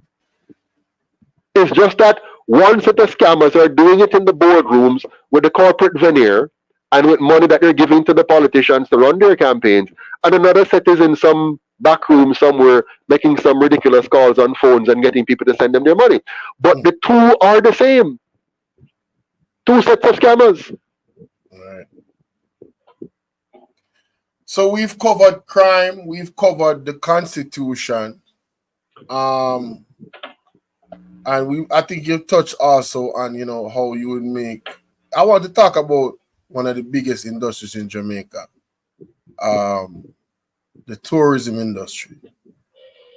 As it's presently constructed, I believe it's a very small percentage of the funds that are generated from tourism that actually goes into the pockets of actual Jamaicans. What would the UIC do to ensure that the Jamaican population would benefit more monetarily from this large industry that's bringing in trillions of dollars? Wonderful. I want to answer this question by okay, let me put it this way. The system we have in place right now is designed to achieve what it is achieving. Okay? It's designed because of our politicians and political leaders and misleaders. You have a system where tourism is concentrated in a few areas, in a few buildings, in a few hands, many of which are foreign hands. And so by design, if the owners of your industry are not local, it means whatever profits they make will be repatriated out of your country, right? Because you have built it that way. It also means that if you create a product like that, they're less likely to use local inputs and more likely to use imported inputs. So you're losing money on two ends. The profits go back out, and even the supplies you're bringing in is imported supplies, so you're putting money out for those supplies as well. And then now what you're getting now is just the residual from the employment jobs, which are low-paying jobs, relatively speaking, and you get the payroll taxes to the government and a little bit of money to the local staff, and then that is spent into the economy. Very small and meager. But it's all because of the colonial mindset of our leaders. They have no confidence in we, the people. If you notice Jamaica, we don't have leaders who respect us. We don't have leaders who care about us. That's why Jamaica look the way it does. It's a generally dirty place. If you go up the road there now, just drive up to the main road there from Braze River going to Santa Cruz, and you will see garbage spilling out over at Lakeland Hardware, right at the front there, onto the road, onto the sidewalk. You have to skip over garbage. If you drive down before you get into Braze River, to the left, you'll see a big pile of garbage just strewn down in an area because people have nothing else to do with, there's no pickup coming, so they just go dump it there. If you drive down along my property side, you'll see garbage. People just throw some garbage over on my property because whatever, right?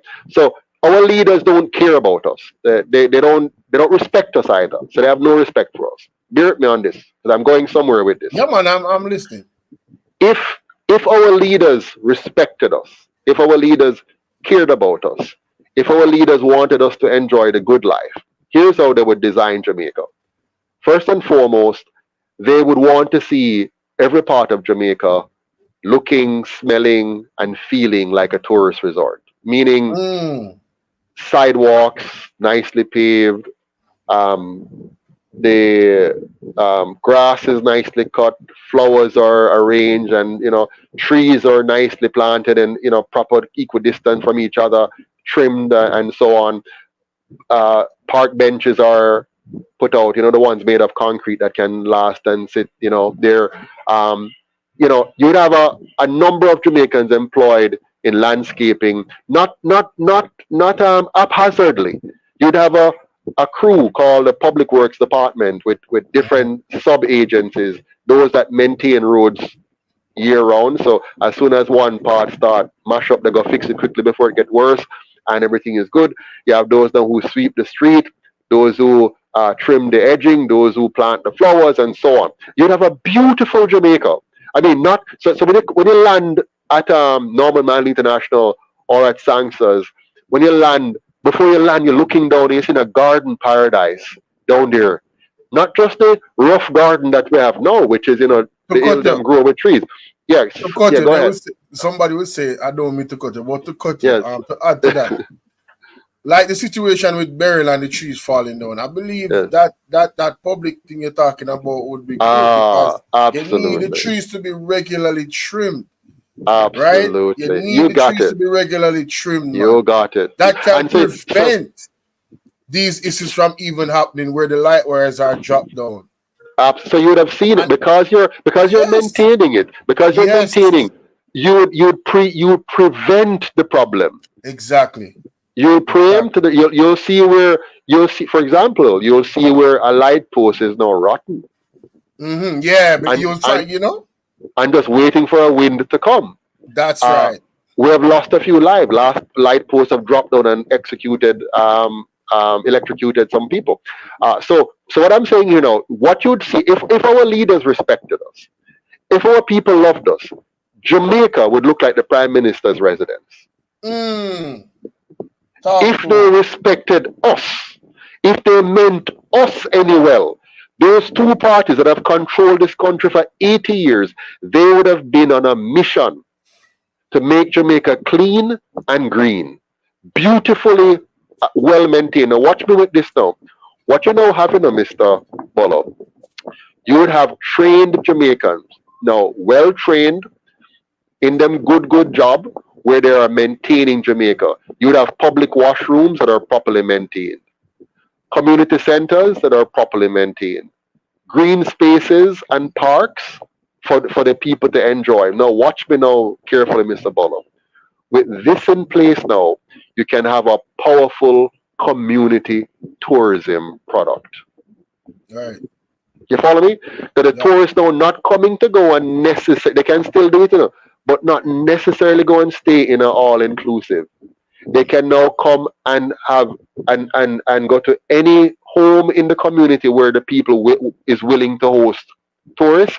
Right. And so now you have them coming to the community where Miss Matty now cook our breadfruit and yam and banana and rundown and whatever. Recipe, and to cook her cornmeal porridge a certain way and with her Johnny cake a certain way and whatever. And so the people come now from all over the world now. Watch me carefully. They're now coming, they're going anywhere, whether it is St. Mary, Portland, St. Thomas, Kingston, Tivoli, Jonestown, Denham Town, back wherever. They're going everywhere now because the entire country is accessible.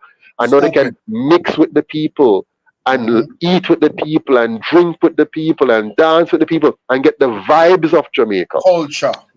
And the culture of Jamaica. Now, guess what? You have now quadrupled your tourist arrival because everybody want to come to that.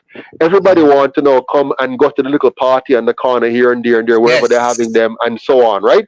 Because now, it's a rootsy tourism product now. And so you don't have to go and stay in a just sandals is still there, that is fine. For those who want that, you can go there. But now you have moved the tourism now into the heart of the society. And the dollars now are going right into the hands of the Jamaican people. So you have a little lady in a Portmore now with her little place and with her little house, she's a single lady for whatever reason. The kids have grown up and gone away, whatever it is, and she's there. And she taking two tourists come, and easily for the year she make all of $5-6 million. Just so. You follow me? So now you have now built an economy. People don't have to go thief again, Mr. Bolo. Yeah, I mean, to reduce the crime now. What I'm hearing and what I'm understanding, that would increase revenue at I'm talking about crazy levels. The money that will come in for tourism is going directly in the pocket of the Jamaican person. With a time like this where we're in the age of technology, now they can have their own social media platforms. Word of mouth is the best thing. So you have people that come there, had great experience, they're gonna send more people. Absolutely. Because your porridge was so good, it's to die for. You have to go and get it. And she was so whatever it is about that individual that sells their product is going to increase their potential because of them. Instead of what we're seeing now with the tourists. Because I talk to a lot of tourists. They tell us they encourage them not to come out of the hotels. Yes, absolutely. This is what they're doing. They're doing everything in their power to keep them locked in those buildings, in that property, and not come out and spend their money with the Jamaican people. They do not. I can tell you this. The government of Jamaica, those two colonial parties and their PSOJ funders, they do not want the Jamaican people to be liberated. They want us right where we are. They're happy with us. They're happy. Yep. They're happy with us living on the edge. They love when we suffer. And so guess what that does?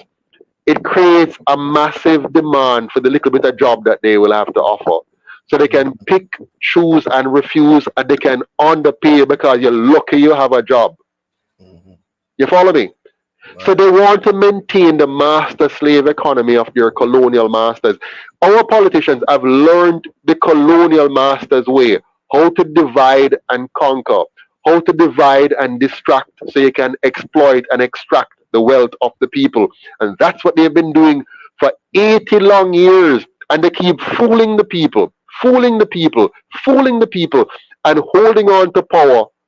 And I am saying, let's break the chains. The only way for us to break the chain, we have to beat them at their own games. We now have to own our own party. We have to say enough is enough.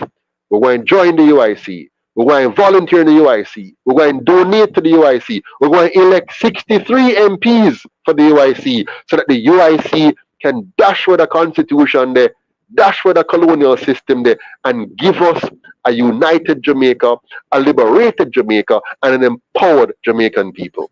Here comes the devil's advocate, Mr. Patterson. Yes.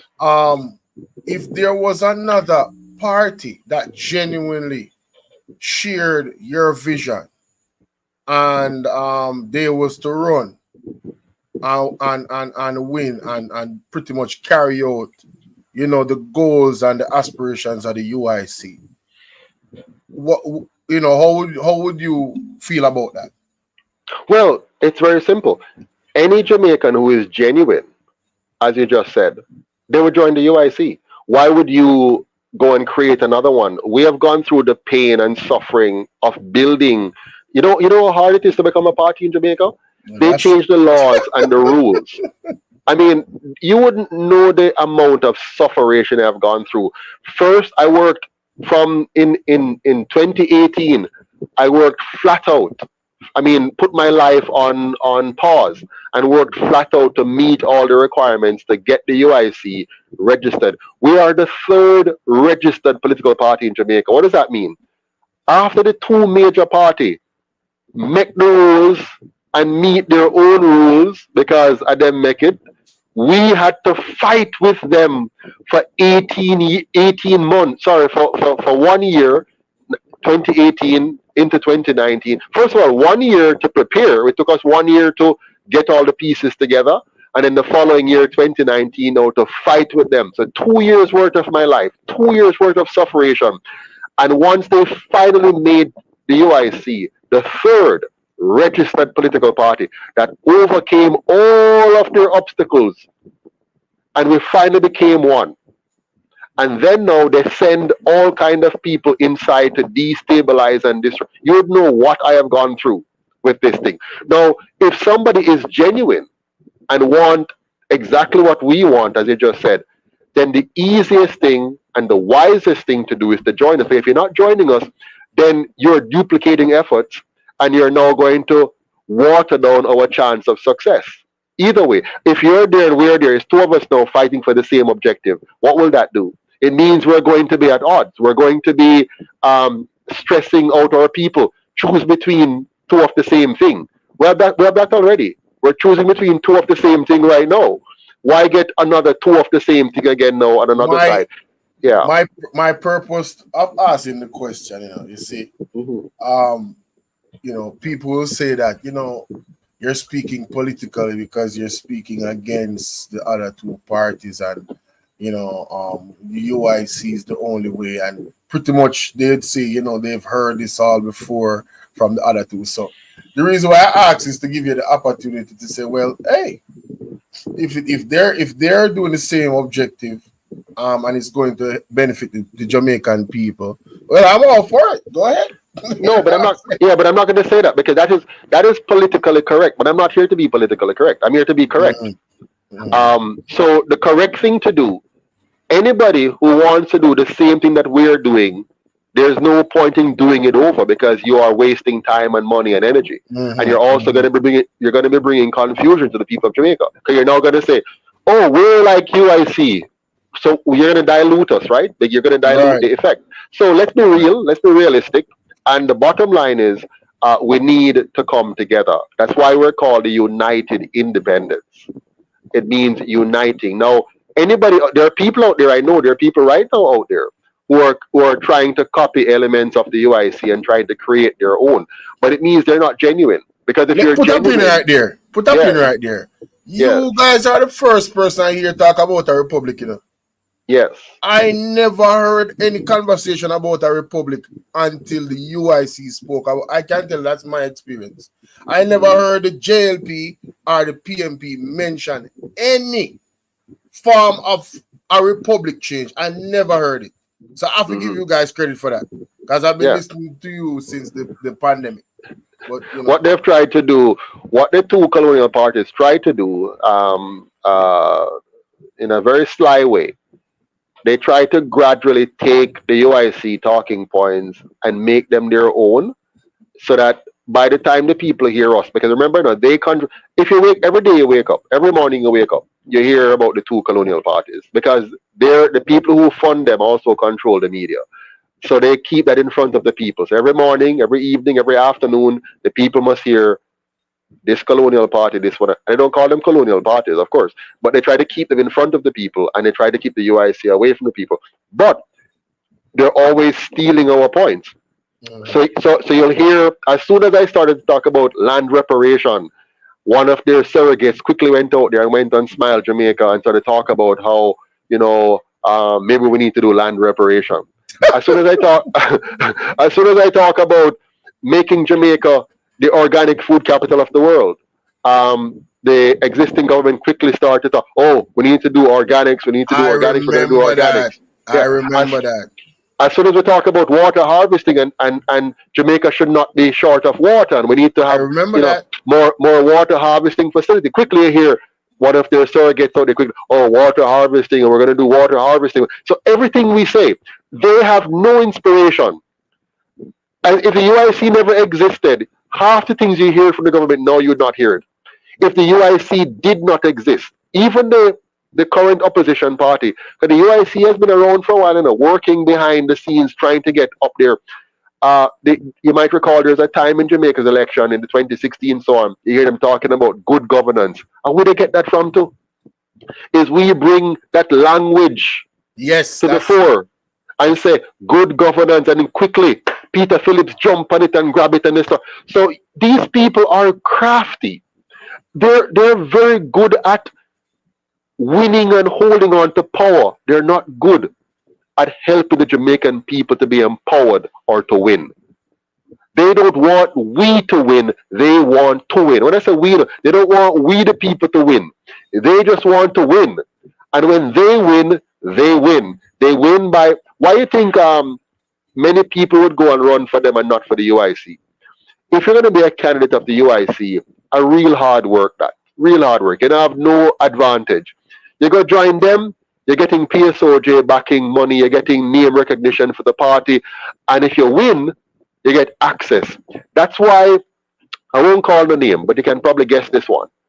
There are certain young people who have joined one or the other of the two parties.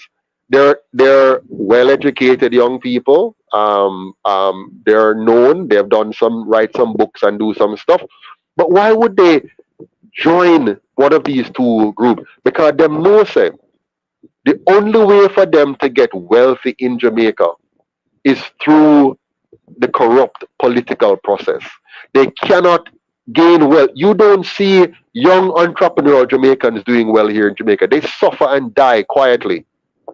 But if them get a political connection now, if they're a part of the system, a part of the team, where a certain thing set, suddenly you'll see somebody who may not even have much entrepreneurial skills suddenly start drive big car because them party win now. Suddenly them start build big house because them party win now. To your point, I know a police officer. His baby's mother is in the government. She's an MP or something. And as soon as she won, the financial elevation, I'm talking about the first month. Exactly. The first month, he said he could not believe what she was driving. All right. She did not have no type of access to that type of money. I'm talking about he was surprised. So that's facts. Exactly. That's Jamaica is not about entrepreneurship. I can tell you that. Jamaica is from top to bottom a corruption enterprise. The way you get wealthy in this country is by corruption, not by entrepreneurship. Links. Corruption. You can work as hard as you might, try as hard as you might to build your business. You're not going to know it unless you engage in corruption. They're going to try everything to stifle. All the gates will be closed. They'll try everything. Right. Yes. Right. So the truth of the matter is, Jamaica has one last opportunity now. We're at a breaking point now in Jamaica where we either become permanently and unequivocally doomed to corruption, or we rise up and revolt. Not with machetes and guns, but rise up and revolt at the ballot box. And not just by voting, because voting is not enough. And I'm being honest with this. We cannot expect to outvote the other two parties just by telling people to go and vote. It will not happen. The only way we can win at the ballot box is by having 500,000 members. You following me? I'm following. We need 500,000 Jamaicans to get up and deliberately say, I am going to sign and become a member of the UIC. I am going to volunteer in the UIC.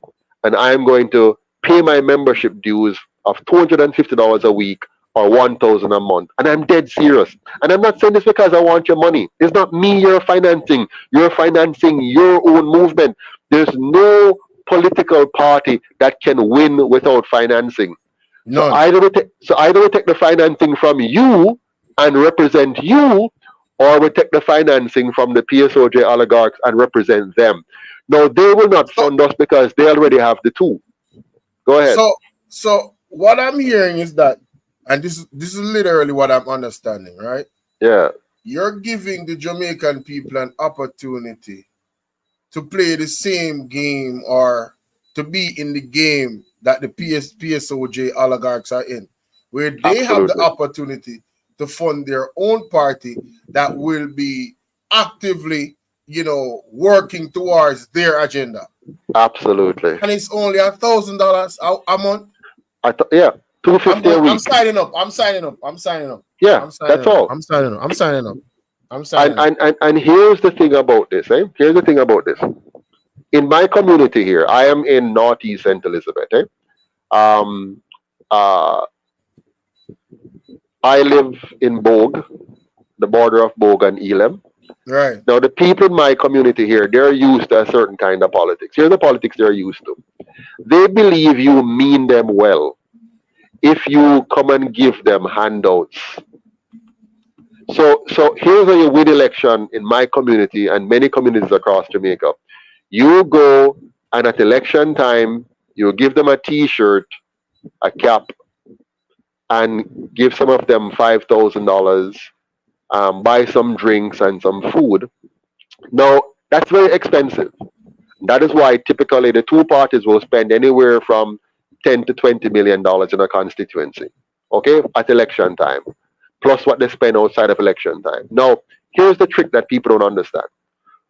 When a politician spends $20 or $30 million on your constituency to get your vote and to win, ask yourself the question, why would he spend $30 million to get your vote? What will happen after he wins? Here's what will happen after he wins. He knows that if he wins, he's going to make back that $30 million by In 1 month. stealing, by stealing from you. Watch me, Yep. Bolo. Yep. So you get, let's say you're lucky. You're lucky. Let's say you are one of the lucky ones and you got $20,000. I'm going to make it a bigger number, relatively speaking. You got $20,000 and you're happy and you elect this MP from one of the two colonial parties in your constituency. And you got $20,000. One time, you got $20,000.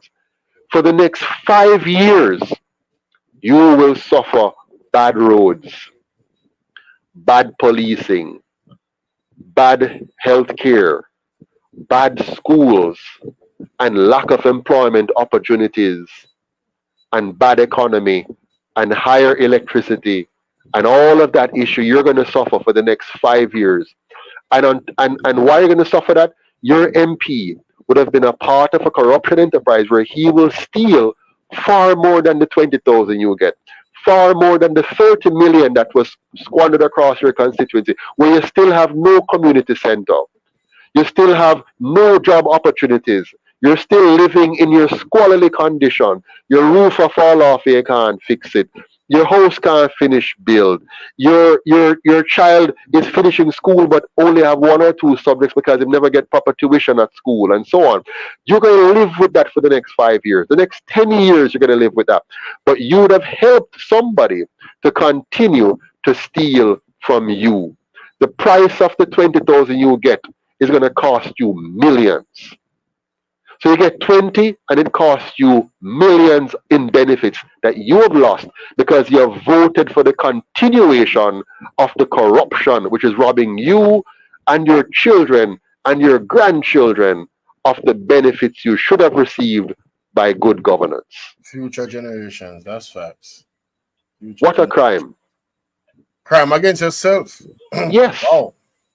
You have robbed yourself. Now, when I come along, you say, well, me don't want Mr. Patterson because him not let off, nothing, him tight. Yeah. See, I learned this. I learned this yeah. from very wealthy folks. It's better to have somebody teach you how to fish than give you fish. And here's why. They can give you 2 refrigerators of fish. At some point, the fish is going to finish. It got done. It got done. Yeah. But when they teach you how to fish, you'll forever have fish because you know how to go get it yourself. Absolutely. The model that the politicians use by giving these people these monetary bribes, they're just giving them fish. Come Absolutely. Keep a and bag of feeding, yeah, one box of chicken. Yeah, man, you think, man. But they didn't teach you how to actually earn to go and buy that bag of feeding and buy the chicken. So you're gonna in need fact, them to give you a bag of chicken and a fall on your mm, face again. mm, So you're in fact, always gonna be recurrently dependent on them, and that's they the game. retard you. Yeah, they retard you. They make sure say your community doesn't get developed. Right now, for example, if you live in my constituency, look what's happening around you. There are buildings going up. Who own the buildings? Chinese, Chinese, Chinese, Indians, so you're a politician. Right now, the MP in my constituency is helping for the entire constituency to be taken over by foreign interests. Right now, in front of our eye, it'll happen right now in front of us. You Yep. go to Santa Cruz, and the whole place is being taken over. Before the Chinese, it was a few people because they were connected politically. Then get all the land. They own up all the land in the constituency, and they have all the stores. They have the hardware store. They have the grocery store. They have a few set of people because of their political connection, and it mushroom. One man owns several businesses and rent it back out to different people because of the connection. And then today, the same thing is happening again. This time now, it is foreign interest coming in, and they're owning that store and this store. They're building all of it, building. And we said progress is not progress, my friend. You are being reduced to a tenant in your own yard. You spoke about earlier about like trade jobs and stuff like that. I believe you had said that you have you're an engineer, right? Yes. You're an engineer, so you already have that mindset. Me personally, shout out to Kwame Brown, Boss Life. I watched his platform and I heard him speak about the necessity of having. He lives overseas in the United States of Mm, bringing back trading and coding in schools. You hmm know, and that's one of the things that drew me to you because I heard you mention the same thing about trades, and I don't know why that thing that was taken out. There were more trade schools and everything. They used to push it more. What happened with that? Why you think that Everything, was taken away? everything. We're so mentally bankrupt in this country. Look what we have done. Let's do the math. Most of us went to basic school when we were 3 years old, right? Right, So you went to basic school from 3 to 6. That's 3 years. Write it down. 3 years. right, Then trade. they go from primary school now. In a primary school, grade one. Sorry. Yeah, grade one, right? Grade one, Yeah, grade two, one to three, five, four, 6. Yeah, 6. Yeah, grade 1 to 6, right? right, So right. 6 more years. That's 6 more years of primary school, right? Mm-hmm. And then you go to high school now from grade 7, 8, 7. 9, 10, 11, 12, and 13. 7 more years. No, so Mm-hmm. 16 years of schooling. And watch me carefully. This is gonna blow your mind. So after you have gone to school for 16 solid years, 16 years, Mm-hmm. you now must go to heart. Oh So, my like goodness! I'm like, Wow. if I'm like, That's I went to heart. I went to yeah, heart. So how I can tell you, backwards he's not lying. how That is backwards really can we the whole be? program. Yeah, that's a program. That's a How? program. I mean, hold on, watch me again. You have a child who grade 3, right? Sorry, 3 years in basic school, 3 years, and 6 years in primary school, and 7 years in high school. And when you finish those 16 years, you cannot read with understanding. Mm, You cannot mm, comprehend. You cannot comprehend properly, and you cannot analyze, and you have no skills. mhm. Now, for Christ's sake, Mr. Bolo, for Christ's sake, doesn't it make sense that we just make sure say basic school work, primary school work, and high school work rather than spending more money again at It heart. makes sense. It makes sense. Why not Watch teach me, those things in that of time course. span? It Watch should me, be in the watch me, curriculum. Yeah. watch me now. Look, listen carefully. You go to basic school, and who teach you at? Be honest with me now. Who teach you at basic school? Do you have a qualified and competent teacher teaching you at basic school? I mean, Honestly, no. for those Honestly, things, no. no. I mean, we love our basic school teacher. We love Miss Johnson. She was a wonderful lady who taught me and Miss Dorothy, one of the teachers there. Loved her gone to bed when I was going to basic school. But generally speaking, in Jamaica's basic school, the persons who are teaching at the basic school are themselves not really there. Now, here's what one smart leader did in his country. I call the name too much of the country. I won't call it Oh, tonight. Singapore? Yeah. I heard Vibes Cartel even mention them in an interview. Exactly. And I think Vibes Cartel is listening to UIC, but he won't I say think it yet. so too. He's a Yeah, smart guy. yeah, I hope him come out soon and just make the deal. Now, hear me. Hear me now. If we had leaders like Lee Kuan Yew in our country, at the basic school level, you would have a master's degree teaching our children. You follow me? Yeah. If you suppose, and Lee Kuan Yew did this, suppose you ensure that those little minds from 3-year-old to 6-year-old are being trained by people who understand children and understand how children learn and build a curriculum and teaching methodologies that accentuate the learning process and bring out the best out of our little 6-year-olds at that point. So that when they go to primary school, they are primed and ready. And I'll tell you why I know this will work.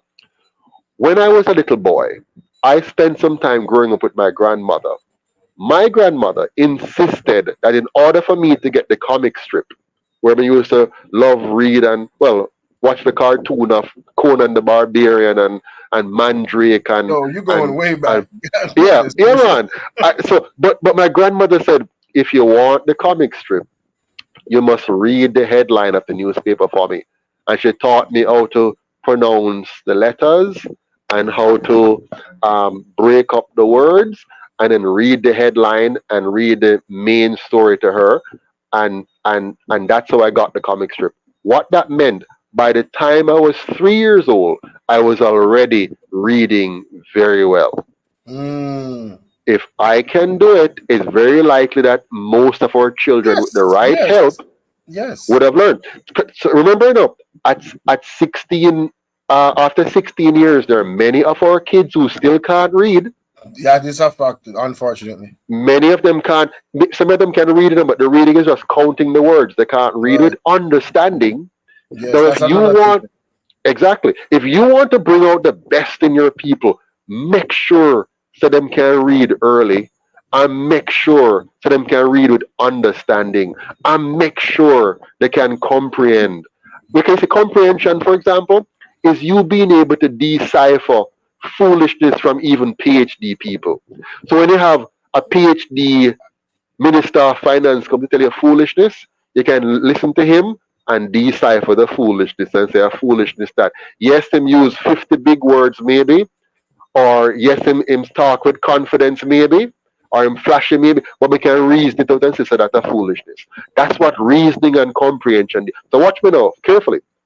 So 3 years old, you make sure so you have highly qualified and trained teachers training our babies. 6 years old, you step it up same way. So primary school, the 6-year period. So by the time you leave primary school, all the basics are in place. You fully understand mathematics fundamentally. Addition, subtraction, multiplication, division, fractions, basic algebra. You understand me? Basic binary, and so on. You fix that from primary school. So now you have a master engineer already in the making. a master technician, a master auto mechanic already in the making, a master builder, a master plumber already in the making. Okay? Then you go to high school now. And at high school now, you master the trades and you test them out and say which one you want to go into, if any. You understand? And you master, you find your path now. You begin to find your path and you develop the core competencies. Let me tell you one more thing. See if you agree with me. Right. Math and English should not be the focal subject. That's what they teach us. They say maths and English. Watch me carefully. The focal subjects in school must be these three. Number one, understanding yourself. Number two, understanding people.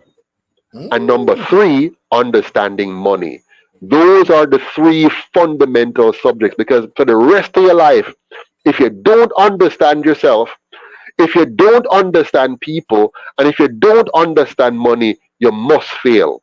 That's powerful. Financial You must fail. That's powerful. That's powerful. Because you have to interact. You have to interact with other people.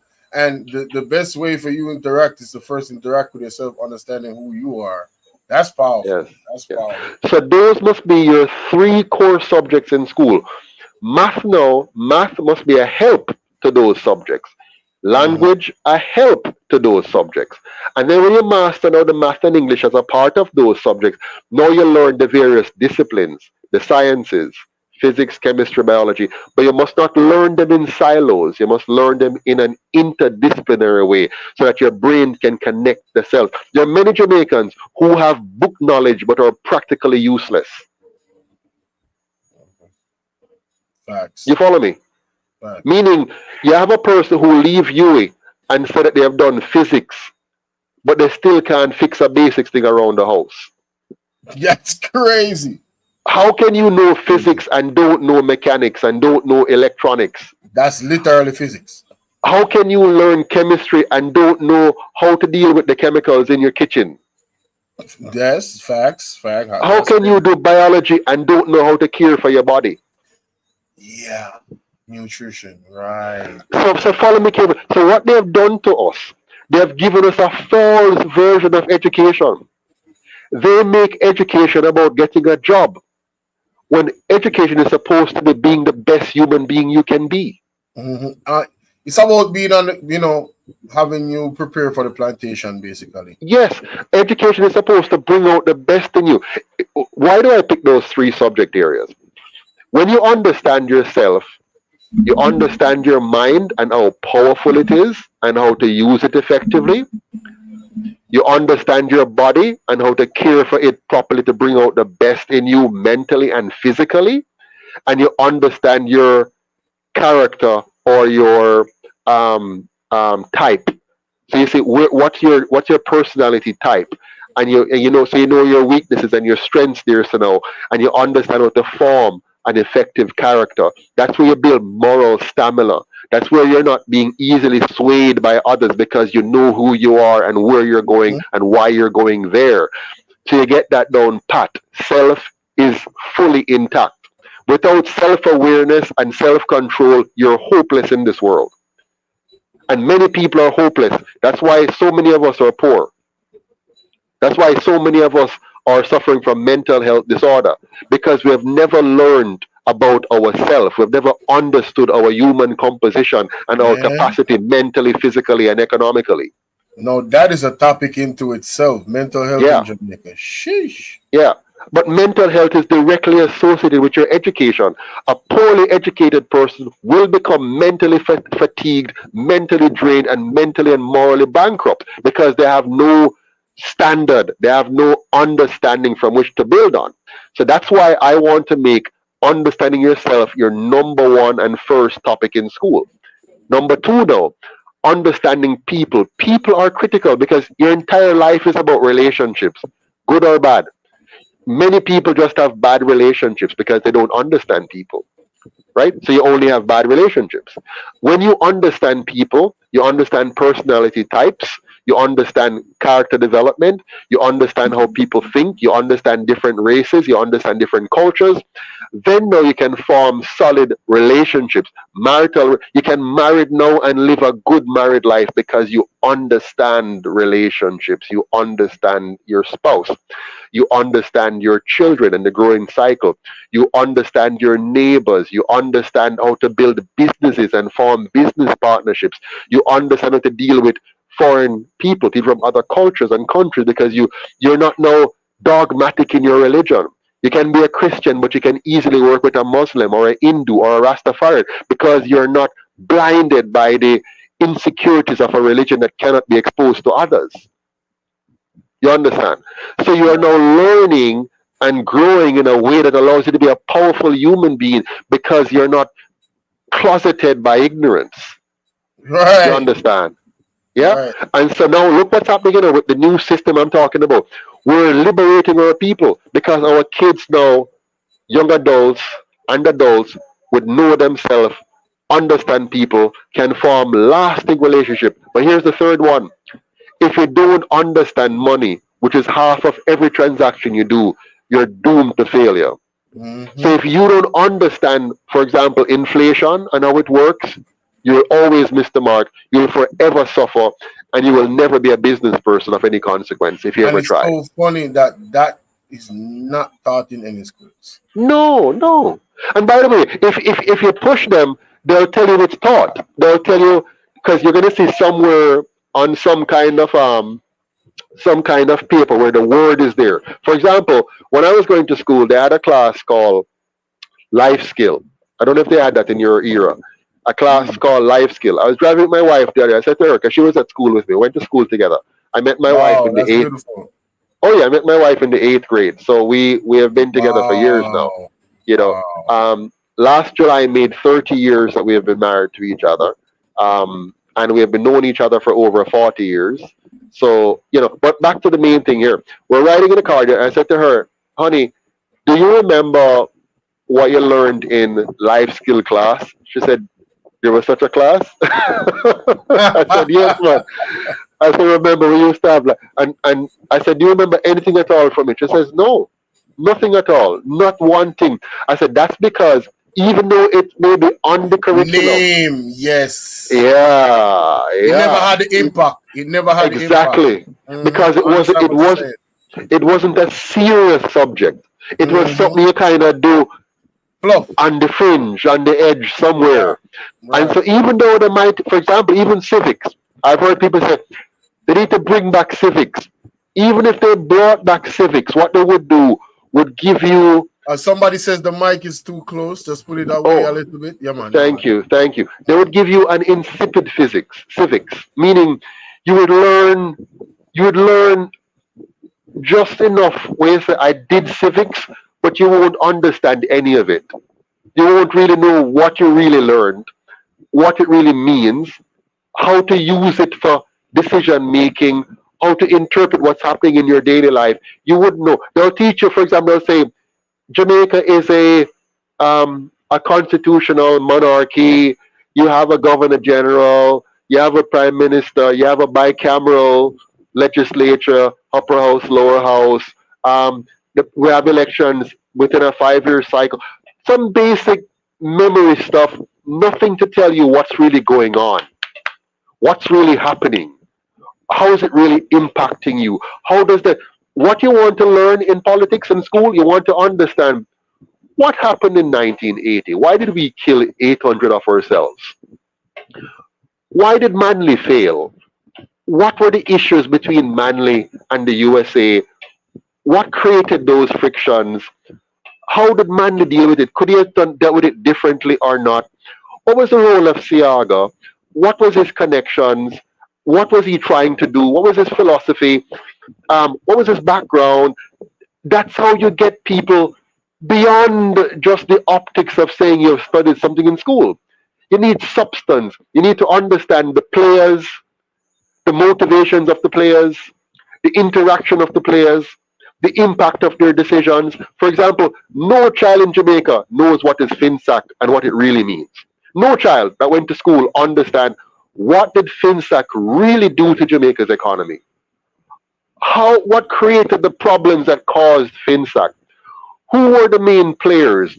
What were the policies of the day that created the conditions for that problem? Who were the winners and the losers? None of that is taught in school. So today we're going to the polls. In 2025, we're going to have an election. Many of you are going to go and vote, but you will be as dumb as an ox. You won't understand or know any reason at all why you should never re-elect the PNP and why you cannot afford to re-elect the JLP. You won't know because you're simply going off frivolous, topical, hearsay discussions, but nothing substantive. You have not been taught in school what really happened in 1944, what really happened in 1962, what really happened in 1972 and 76, what really happened in 1980, what really happened in the 1990s. You have no idea. You have no idea that in the 1990s we had a high interest rate policy. What does that mean? How does that affect the price of bread? You don't know. And that is why I said, if we don't make sure our people have a proper education, they'll continue to vote against their own interest.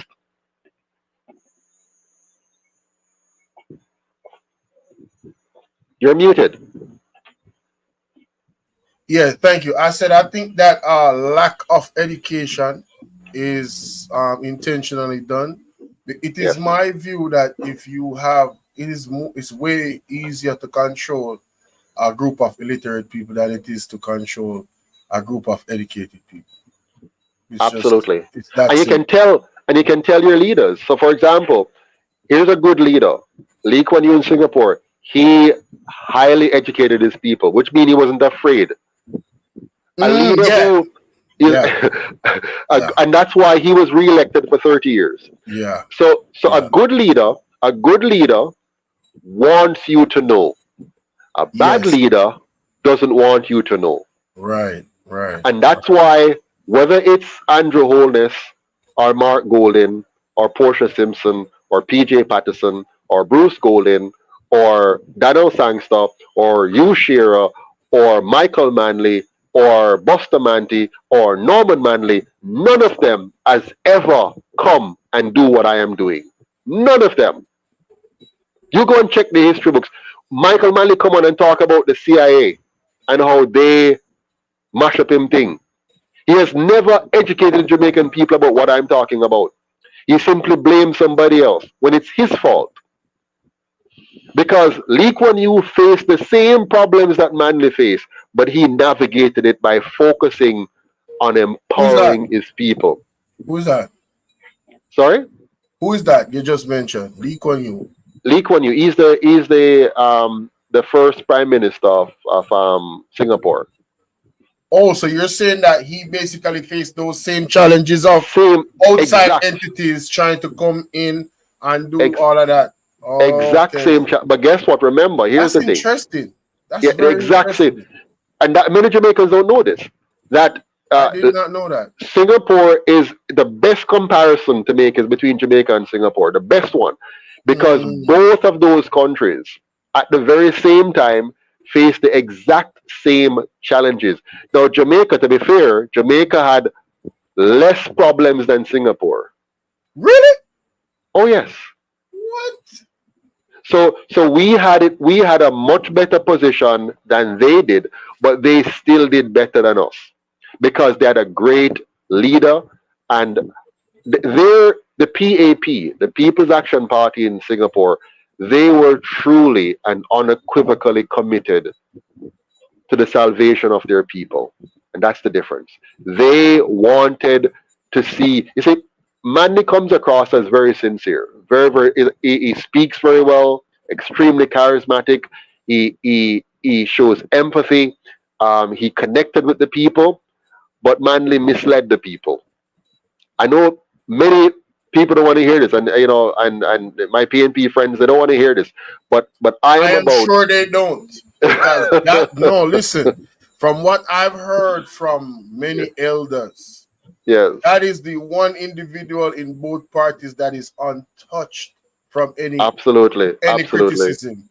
He was a saint in their eyes. So I need you to send me any link towards the historical references of Singapore, Yeah. because I Yes. would love to go over them, because It's that's all there. very You just Google it, or I go to YouTube. But listen to me carefully. interesting. Um, I'll give you one example. In the 1970s, heading into 1980, Manley had a choice to make. The choice was simple. Do I put my head down and don't get involved in the war between Russia and America and just focus on my people? He chose to do what was suicidal for the people of Jamaica by getting up and creating anxiety with America over Jamaica's position in the Cold War. Oh, so By that's what created the situation with Cuba, absolutely, and so the absolutely, CIA got involved. absolutely. Wow. If you're going to, you can be like, you can be, when you're in a particular, let's say you're in a group, you're in a community, you can either be an antagonist or you can be a peacemaker, right? Right.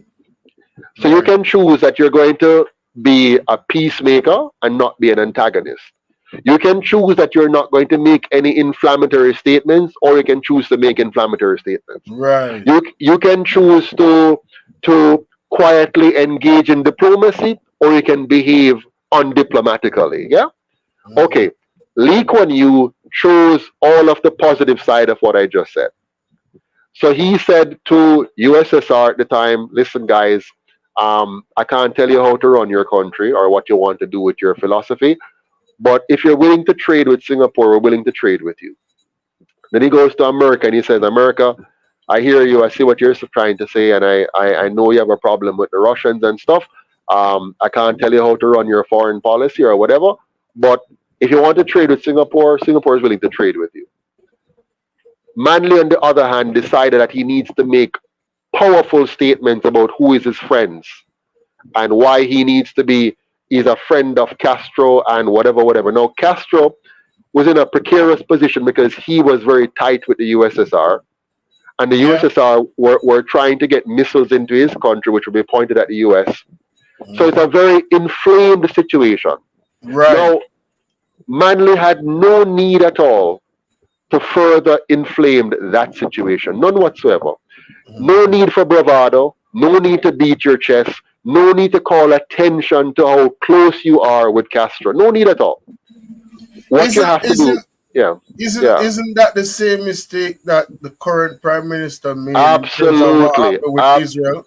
absolutely, absolutely. Oh my Now, goodness. the good thing is that case is not as bad as the one with Manley because of Yeah, how yeah, that's a yeah, little bit more serious. So now, here yeah. what happened.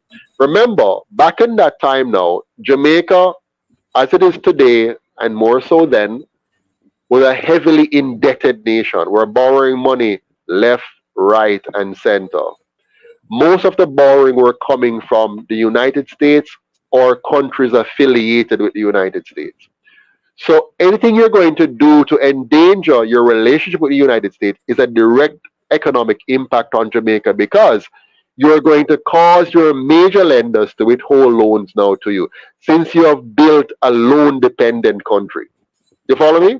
Right. I follow you. Also, Jamaica benefited greatly from grants. We love grants, we love handouts. So anywhere it Grants for come from, days.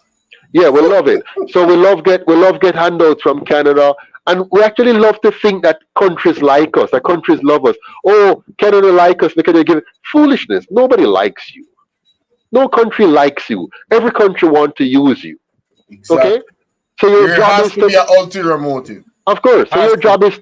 your job, and this is what Lee Kuan Yew did. Lee Kuan Yew didn't depend on loans and grants and handouts. He focused on building his economy and his people.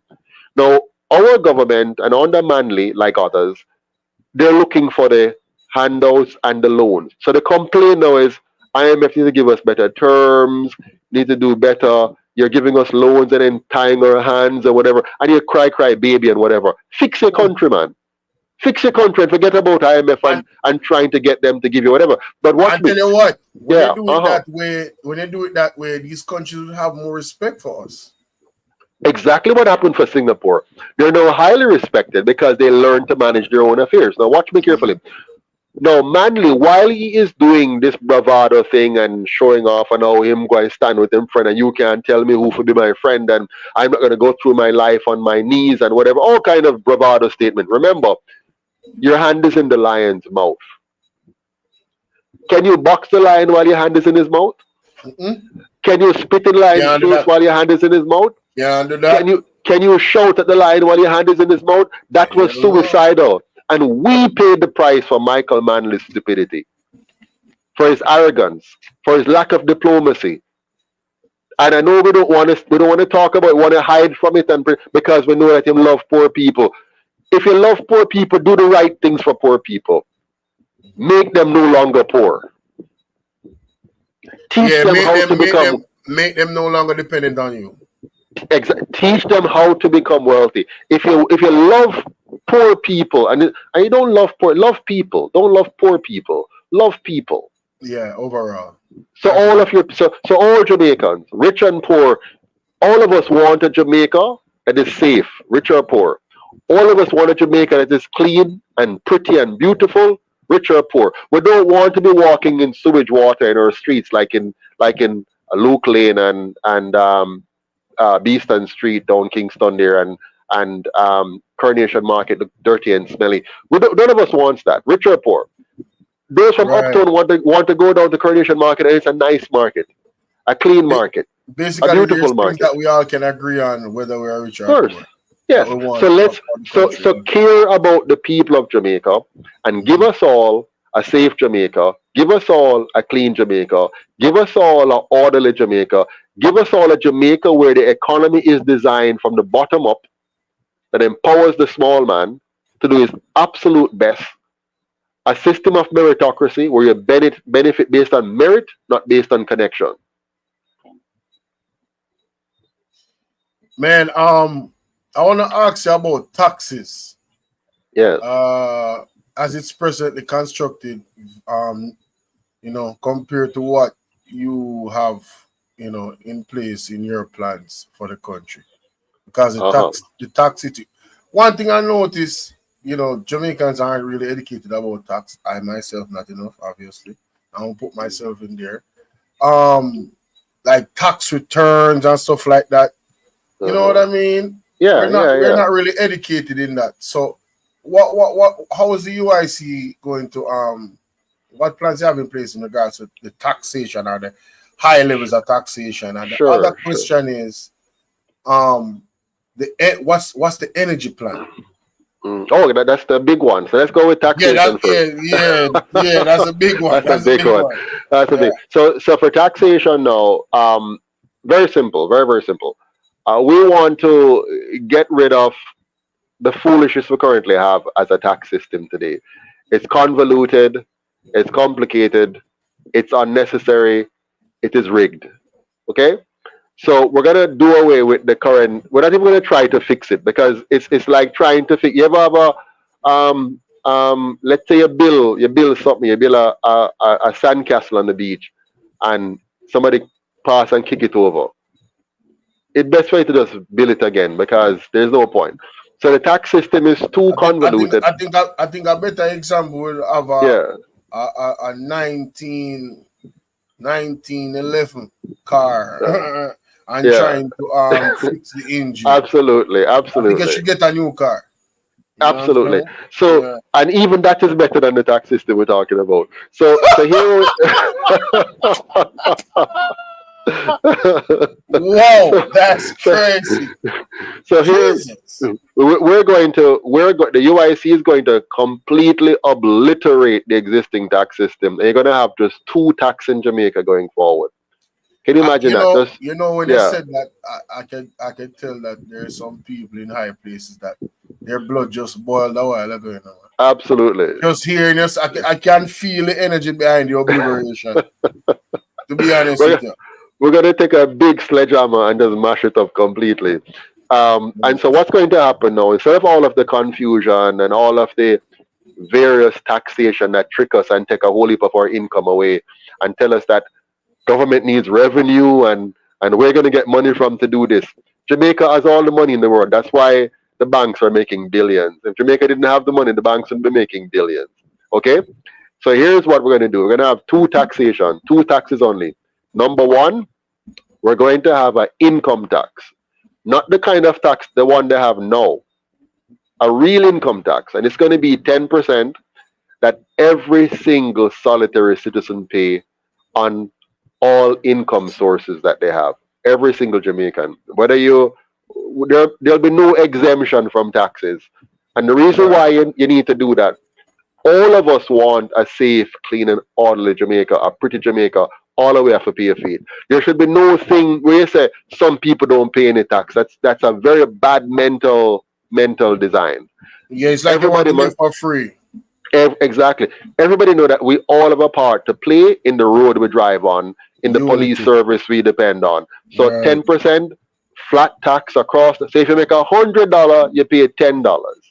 You make $1,000, you pay $100. You make $1 million, you pay 100,000. So as you go up, the richer you are, you're paying 10% of your riches. It's a percentage thing. You don't have nothing to do. Yeah, nothing more. There's no up and down foolishness. No thresholds. No, you get this and you get this, and because all that is a smokes and mirror. All of that is a trick. All of the but you're giving this to this person and that to that person. It's all a trick. So first of all, 10% tax. Everybody pay it right across the board. The next tax. Now, if we didn't have the extreme poverty and the destructive policies of the last 80 years plus 400 years of slavery, we'll just stop there at the 10% tax. But because we have a lot of inbuilt inequities and inbuilt poverty, and a lot of people have been made to unnecessarily suffer, we have another tax, which will be the GCT, which we're going to call a sales tax. That will also be 10%. So down from 15% to 10%. But the way we're going to use this tax now, this tax is dedicated to eliminating poverty once and for all. Dedicated. So we're not going to play games about NHTU over here, so NIS over there, so education tax over here, all kind of food. One tax dedicated to eliminating poverty. How do we eliminate poverty? Every child gets the nutrition that they need to succeed. So we're going to focus on nutrition to make sure our kids have the right brain development to learn. Healthcare, every child gets proper healthcare, full healthcare from prenatal care. So before you're even born, we check by you and make sure say you're in good, you're growing properly. And of course, for that you have to make sure proper nutrition for the mother, right? So nutrition, healthcare, education. Our education policy now is no matter how rich or poor you are, you will get the highest degree of education that you can manage. So if you can make it to PhD level, the system is committed. The only way you don't get there is if you can't manage it. So the money wouldn't be a factor then. No, money's not going to be a factor. So that's the ultimate investment in the actual citizen. Absolutely, and we're talking about from basic school level. We're not going to joke. We want at the basic school level, you want masters and PhD level educators caring for our young minds. So we're going to invest in education on a level never before seen, where from the cradle to the grave, we're giving you maximum opportunity to achieve your best. So suppose let's say you have 3 children in a household. One child, they can only make it to being a plumber based on their own. We're all not, we just life, right? We all don't have the same capabilities. So his job, he makes it to being let me change it. One of them makes it to be somebody who works in the maintenance department of the public works department. So they do landscaping, for example, and stuff like that, because that's all they can, that's the level they can manage. Another child in that household, he makes it to being a plumber or electrician or carpenter. That's the level he can manage, right? And another one, he makes it to being an engineer. Same household, but based on their capabilities, we're funding them up to their capabilities. You follow me? So we end up with you get the best. Good. So nutrition, healthcare, education, and finally housing. Our housing policy is where we don't see housing as an investment, where you buy investment property. We're going to focus first on making sure that every single family in Jamaica has a decent dwelling. I'm an accountant. I've done the math. I know how to make it work. And just so you know, Lee Kuan Yew did it before me. He That has means there's a model to show you how it's done. absolutely, and and that model isn't perfect, but it resulted in more than 90% of the Singaporean people owning their own homes. Wow, Okay, that is success. right, and it's That not is perfect. So we are going to build on that model and even make it more perfect. And we are committing to making sure that every single Jamaican whose ancestors were enslaved on this island will become a property owner. That's a promise. It's more than a promise. It is your birthright. Okay? So we're going to make that happen. So every child, nutrition, healthcare, education, and housing.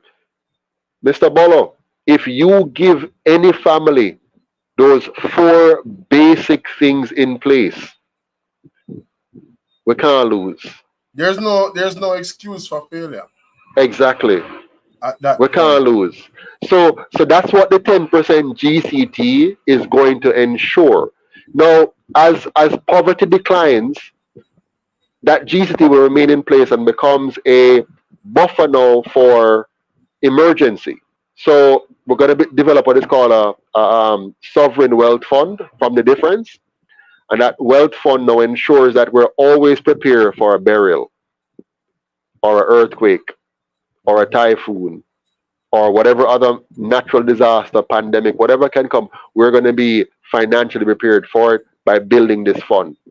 We're also going to be using that fund to ensure the environment is maintained. So, for example, we're going to do away with bauxite mining. As soon as I am elected, bauxite mining becomes illegal in this country. It's very interesting that you went there because I was Yeah. going to go there. Because I really wanted to find out what were your thoughts on, Jamaica is such a small country, and the effects of bauxite mining on the environment. I mean, if you do your research, it's nothing good. It's You understand what devastating. I'm saying? It's Devastating. devastating, Yeah. and Yeah. and and it takes hundreds and hundreds of years, if not more, for the earth in that area to recover from It's that not type of even thing. it's not even recoverable. And even so, I mean, there might be a, Yeah. a minute Yeah. chance, point something, something, something chance of recovery, but it's a You very see, small. remember when bauxite mining, you're doing two things. You're taking away a piece of your land, right? That's non-recoverable. So the land is gone. So you have taken that earth away, gone. Okay, that's number one. What you leave behind now are toxins, toxic sludge. So you create mud lakes of inert matter, sludge that is poisonous. The dust from it is cancerous, okay, and dangerous. So you have destroyed your farmland. So you have taken farmland, which is your food security, and you have now removed that land, that soil, and you have wrenched it of its nutrients, and then you have put the poisonous toxic sludge back on the earth, and that's what we will live with forever. The chemical particles that go into the air now makes many people sick. They don't even know why they're sick. They don't know that that is why they're sick. So even if they move from the area and move to Manchester or move to Clarendon or move to Kingston, that disease, that sickness is already inside of them. The damage is done and they have no idea. One day it manifests itself and it draws upon our healthcare system and depletes our healthcare resources while we're trying to fix the damage done by that. Brain damage to children born from parents who have been so damaged by the chemicals. Okay, your water. is contaminated. And you may not know, okay, you drink it and you don't even know that you're drinking contamination. Okay? That's one of my biggest concerns, our water Yeah. supply. Your fish, the fish that go and some people go catch some fish from the river. They have no idea they're eating their death because the fish is polluted. The fish is damaged. So the farmer has lost his farmland. Our food security has declined as a result. Our water is contaminated. Our air is contaminated. Our land is contaminated and is non-renewable for the damage that was done there. Our healthcare system is taxed because of the impact on the people who are suffering. Families lose income because of that and lose the benefit of the mental development of even their children because of the damage done. So the cost of this bauxite mining by far outweighs the puny dollar benefit that again is concentrated in the hands of a few who make themselves wealthy, but the dribbles and drop of that little bauxite money does really very little for the rest of the Jamaican people. Yeah. So we're going to ban that. And of course, I know that the powers that be, when they hear that, I mean, I am immediately a big X go through my face. You are a public enemy number one. Yeah. X, you can't win. But remember, we can win if 500,000 Jamaicans join me and run on the website now and go and sign up and say, me want to join the UIC. I'm a member. I'm a volunteer. I'm going to pay my dues $250 a week or $1,000 a month. And if the overseas $10 US a month, and we get a volume of 500, then we the people of the chat now, Bolo. Because them can't stop winning. No matter how much money they pay now to buy the election, if we have 500,000 strong members, them can't stop we. Yo, that's that. Yeah, a month. No matter how much money them come with, and when as they watch the number of our membership go up, those guys in the boardrooms, the PSOJ oligarchs, they will be dropping something in their pants. Those guys in the two parties, right now, I tell you the truth, right now they're very worried. They're watching me closely and watching the UIC's development closely. And they will send more infiltrators again to try to break us. But they're watching because they are scared to death that this message gets out to all Jamaicans. Right. If all of us watching this now were to share this and make sure we double share it and call all our family members everywhere, UK, Canada, US, Manchester, Westmoreland, Hanover, and say, watch this, and go join the UIC now.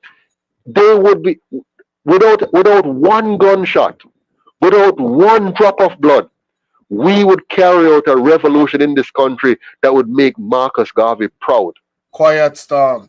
Let me ask you this, the devil's advocate again, because you know we have to put it in, because I don't want nobody feel like we're softball, you know. I just agree with most of the things that you're actually saying. Yeah. And I'm listening to what you're saying very carefully, and I would love to see what you're saying actually manifests in real time. In terms of, you know, the accounting thing and money, what you know, the account of the money and what it's used for, is that transparent? Can people go very and good see? Very good. Now, the UIC is the most transparent political party in the history of Jamaica. And I'll tell you why. Think about it carefully. No other party has been scrutinized like us by the other two. Let me break it down for our viewers carefully. Remember, the other two parties created the rules for what you must do to become a political party. Facts. Those two parties also sit on the Electoral Commission of Jamaica, which governs political party. The UIC is not even on that board. They've excluded us. Remember, no, we're a registered party and we're not a part of the Electoral Commission of Jamaica. They don't recognize it. Watch me carefully, man. This is serious now. I want Jamaicans to understand this. No, they recognize us, you know. But they exclude us. They recognize us because they have to, because we are registered. But I want you to understand the significance of that. Watch carefully. Go look it up online. The Electoral Commission of Jamaica. Look for the members on that board, on that commission. All of them are from the PNP and GLP. Every single solitary one of them. They sit on that board, on that commission. They control all political parties in Jamaica. They can demand any record, anytime from any party. So every year, we have to submit to them our audited financial statements every single solitary year. They can request anything they want of us at any time. How much members are there? In the UIC? Well, No. On the electoral I think commission. about 9. I think there are about 9 members on the commission. Right. You know, I'm looking at it right now. Yeah. And they are the two political parties get to appoint their 2 representatives directly. The Prime Minister appoint the rest with some kind of conflation with the Governor General, which, you know, the Governor General is neither here nor there. Is really a part of the political machinery. So everybody on that commission are against the UIC. Every single person on there. In fact, we have a very adversarial relationship with the the registrar of political parties. She has always been adversarial with the UIC, always from day one. I have to push and battle with them on everything. Even the other day, they had some Commonwealth people come in, some foreigners come in, about they're doing a consultation on how to improve our electoral system, and they gave us 1 hour out of the entire several days of consultancy. They gave us 1 hour shared with another group to come and make our talk. And when we make our talk, they couldn't deal with it because we showed them that the system they have in place is a lie, it's fraudulent, and it's cheating the Jamaican people. And they quickly shut that down and move on. So from what you're saying to me then, there's no way you could be doing any funny business because they're just waiting for you to do something. Absolutely. And we don't do anything different from any other well-run organization. We have an accounting system that can be audited. It records all incomes and all expenditures. Right. We have a filing system where we have the documentation to support every expenditure. For every transaction, it is authorized by 3 signing officers: Mr. Winston Wright, Mr. Chase Neal, and Mr. Ika Williams. They are the signing officers on our account. I am not a signing officer on their account. My wife is not a signing officer on their account. They are the signing officers. We have a finance committee that vets the financial process of the organization. Of course, I'm a trained CPA, so I put these things in place. I make sure that we're au fait when it comes on to financial management. Sorry, you did mention that you had some experience in that area in Canada, right? A lot of experience. I mean, I have served in government in Canada, a director of financial reporting and controls with a budget of over 2 billion Canadian dollars. So I know I come across as an ordinary guy or whatever, but I've honestly dealt with very significant transaction and issues, you know. So I'm not foreign to dealing with money, and the monies of the UIC has been peanuts compared to what I have had access to and what I have dealt with outside of the UIC, and still deal with it. When I was the chairman for the board for an international organization that does microfinancing globally in over 70 countries, the budget was, or the portfolio was, $146 billion. Wow. So this is like, this is peanuts. And you have people who go out there and try to, you know, smear my character, and you have foolish people who would believe them. Come on. I mean, I don't need to do any of this. I don't need to do this. I don't need $1 from the UIC. I mean, when I really think about you even getting locked up in the pandemic, that alone cost me $2 million. What? Yeah, that alone cost me $2 million. No, I have well, not a friend, but a supporter that had mentioned that one of the issues that she had with that situation is that you didn't do a lawful protest. Is that accurate? Let me rephrase that for her. Was it legal to have slaves? Back in the day, was it legal to have slaves? No. Well, back in the day when they had slaves, it was legal, right? Does something being legal make it right? No. No. Good. So that is the way they manage our minds. What is a lawful protest in Jamaica? A lawful protest in Jamaica is where you go to the government through the police and ask permission to protest. That's a lawful protest. Ridiculous. I really have a problem with that. Because ridiculous. The purpose of the protest is to actually rebel protest against the what you're government. doing. So why would I ask you permission, and two, why would I expect you to give me permission? In fact, they said it. They said no permission was requested and none would be given. So therefore, they wouldn't have even given to you. So it didn't make any sense to even ask. Exactly. So was it go to South Africa when they had apartheid? If Nelson Mandela and his team had only done what the apartheid government permitted, South Africa would still be an apartheid country today. Yes, that's facts. That's so it takes a certain degree of either ignorance or stupidity to say that what we did on September 22nd wasn't lawful. It was not lawful because the law was wrong. Yeah. Just like how the law that supported slavery was wrong, and Paul Bogle was right to march, and Nanny was right to rebel, and Sam Sharp was right to object, and George William Gordon was right to say no. In the same way, it is right for us to rebel against injustice.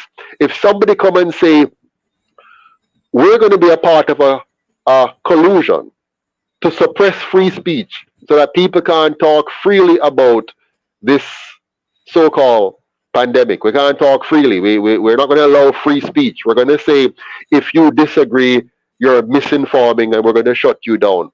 And your government is going to support that. Somebody's going to say, we're going to bribe people to take something because we know most of them hungry and they want something. So we're going to give them pizza to come and give up their bodily autonomy. But we're going to say your kids can't come to school unless you take this. You're going to have a minister of health saying that we're not going to address your water concerns in your constituency until you take the job. Listen, I will never forgive that man for that. And I will never forgive that man for that statement. I don't know if Jamaicans understand the gravity of what that man said in the moment he said it and what it means. This man should be eliminated, in terms of his qualifications for even being in government. Yeah. After saying something like that. He should be fired. He should have been fired. Immediately. But guess what? If you fire him, you'd have to fire the prime minister too. Well, that's true. So because they're not one and the same, he stays. The prime minister says he's not going to mandate it. And watch me now, this prime minister, just like Mr. Golden, they're all the same thing. Watch what he has done.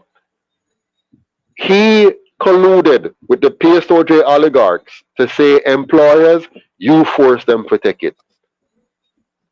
Me not go pass a law and say me a mandate because that fella the Patterson going to give me too much trouble. So what we're going to do, employers, you do it through the back door. Tell the employee them can't come to work and can't unless them take it. So we're going to mandate it indirectly. Okay? And they cause many, and in the police, we run the police. You have to take it in the police if you want to keep your job and if you want any promotion. Right now, you can't get promotion in the army. Right now, you cannot get a promotion in the army unless you take the job. The joke. Jamaica is so backward.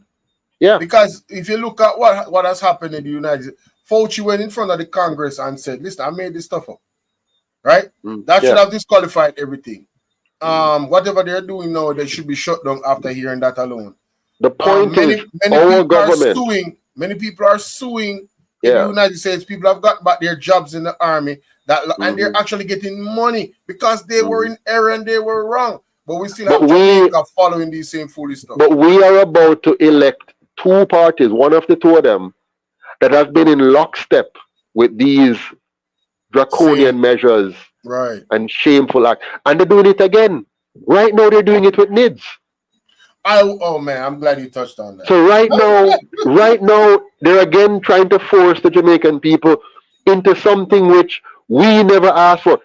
The Prime Minister never campaigned on a manifesto that says he's going to do this to the Jamaican people when he's elected. Yeah, that was There was not no that was campaign where he said so that we elected him to do that, but he's going to do this. And now he's going to, as I predicted years ago, I told them remember when they brought NIDS in, they said to us, we're going to mandate it. Okay, you know, the Prime Minister is very dictatorial. Eh? He loves to begin first by dictating. And when now him get cornered, like he tried to, you know, he tried to have the senators. Remember, him already control the senators, you know, and him still want them to sign undated resignation letters, just in case anyone decide to defy him. He would just whip out the letter and sign it and say, "You're resigned." Right? So this Prime Minister is a very dangerous guy, right? So here's what he did now.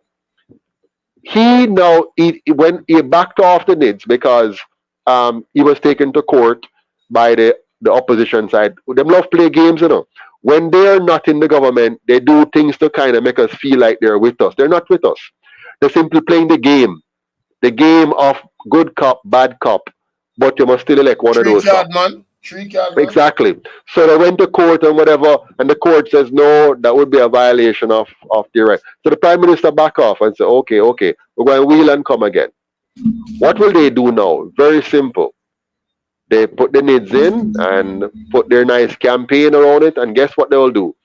If you want a job with any of their PSOJ oligarchy companies, you're going to hear, where is your NIDS? We need it as part of your thing to say that we can hire you. Where's your NIDS? Your NIDS now? You don't have one? Okay, it won't be. Just like they can say with the injection. Oh, you don't have that? Okay, we can't hire you. If you want to be hired, you need to have that. Then you go to the bank. Of qualifications you need. Yes. Then you go to the bank now, and the bank will say, "Oh yes, we can open an account for you. Name, yes, that. Where's your NIDS? Your NIDS number? You don't have a NIDS? Oh, we you can't that would be. Yeah, you know, you need to get a NIDS number.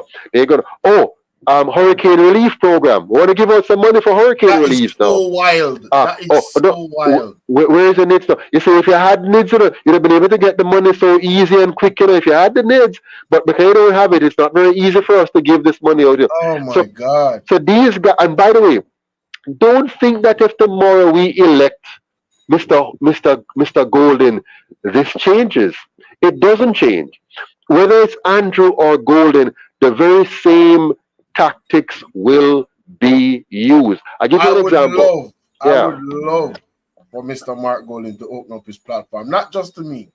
I'm talking about the online town hall meeting to have these pertinent questions. Why isn't there a debate between you three gentlemen? What happened to debates? They're afraid of me. They're hiding. We're inviting them to Saturday's debate. Hopefully they'll come and we'll have a discussion. So they've been invited to Saturday's debate coming up, both Mr. Golden and Mr. Holness. But let me tell you this. People, don't be fooled. Mark Golden will not do any different than Mr. Holness. Now, his style might be different. It's just like back in the days of Edward Seaga and Patterson. Patterson had a better style than Seaga. Seaga's style wasn't very warm and welcoming to the people in the way that Patterson was far more skillful. PJ was far more skillful at playing upon his blackness, being the Fresh Prince, Black Man Time now, and he was less adversarial than Mr. Seaga. Seaga was more attacking and aggressive, and he was more passive and conciliatory, but deadly. It was under PJ Patterson's leadership that we had the largest transfer of wealth from the poor and middle class to the rich during the banking crisis and FinSac. He oversaw the biggest destruction of the middle class in Jamaica with his nice, quiet, calm, sweet self. You understand? Yeah, because he's slick. Yeah, man, very slick. He's a personality. Yes, but don't be fooled by the slickness. Exactly. Yeah. So don't be fooled by the slickness. So don't be fooled by Mark Golden's calm demeanor. He doesn't carry the same, the prime minister, to be honest with you, is not very endearing. Not a very endearing person. And over the years he has gotten worse because I think, the whole thing is taking a toll. Sometimes I'm sorry for him, to be honest with you. When I think of the kind of things that he's doing and have to keep a straight face with it and try to pretend as if he really cares about the Jamaican people, I'm sorry for him, and his wife and others who partake in this destruction of the Jamaican people while pretending to care about them. Yeah. But don't be fooled by Mark Golden.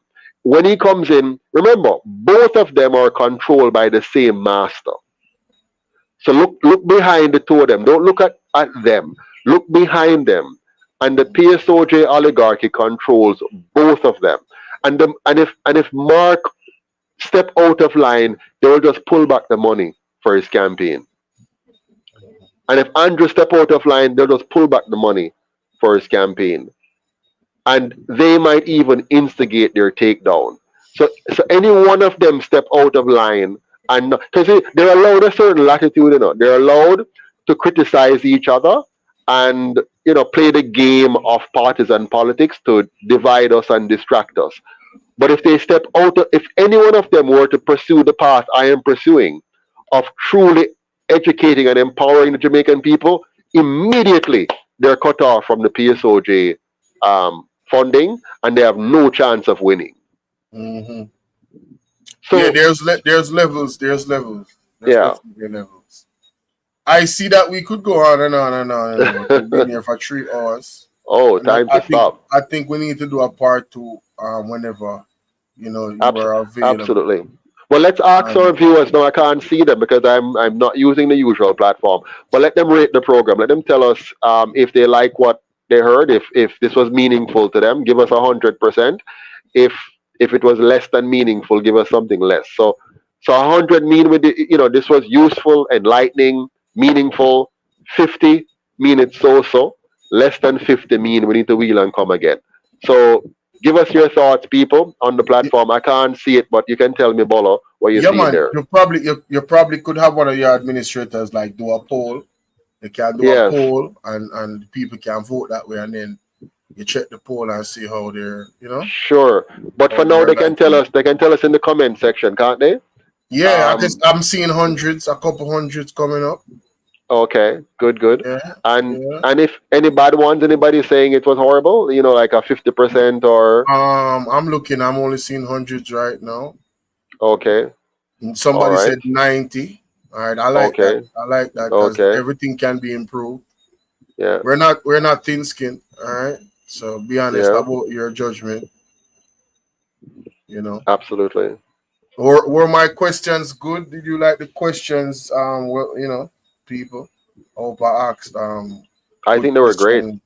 That can definitely open up the eyes. I'm just sorry I couldn't be on my. I'm using my phone here, which is not the best. Yeah, which is not the best, we worked through it. I think we did great. Yeah. So I was using my mobile data as opposed to my regular thing here, but we had to get it done. So sorry for the interruptions at the beginning where the weather was horrible in the beginning section here. But I think we got through some key things. There's a lot more there to actually touch on. I want to touch on in our next meeting. I want to look at our energy policy. Yes. So energy for sure. I mean, the UIC has a solution that will ensure we're food secure, water secure, and energy secure. When you have those 3 things, nobody can touch you. Food security. Oh my God! Listen, I trust me. I've listened to you, so I know, and I'm like, yes, I'm with this energy plan. I like this because you spoke about the wind energy, the water, all of the natural, and I'm like, the sun. Why hasn't these 2 governments, for all these years, not even tapped into that at all? And when you look at all the other countries around the world, there's so many examples of it. So it's like, do they even care? Is it part of the plan? Did they even consider it? I start asking myself these questions, as a concerned citizen of Jamaica. It's just negligence. In my opinion, it's just total negligence.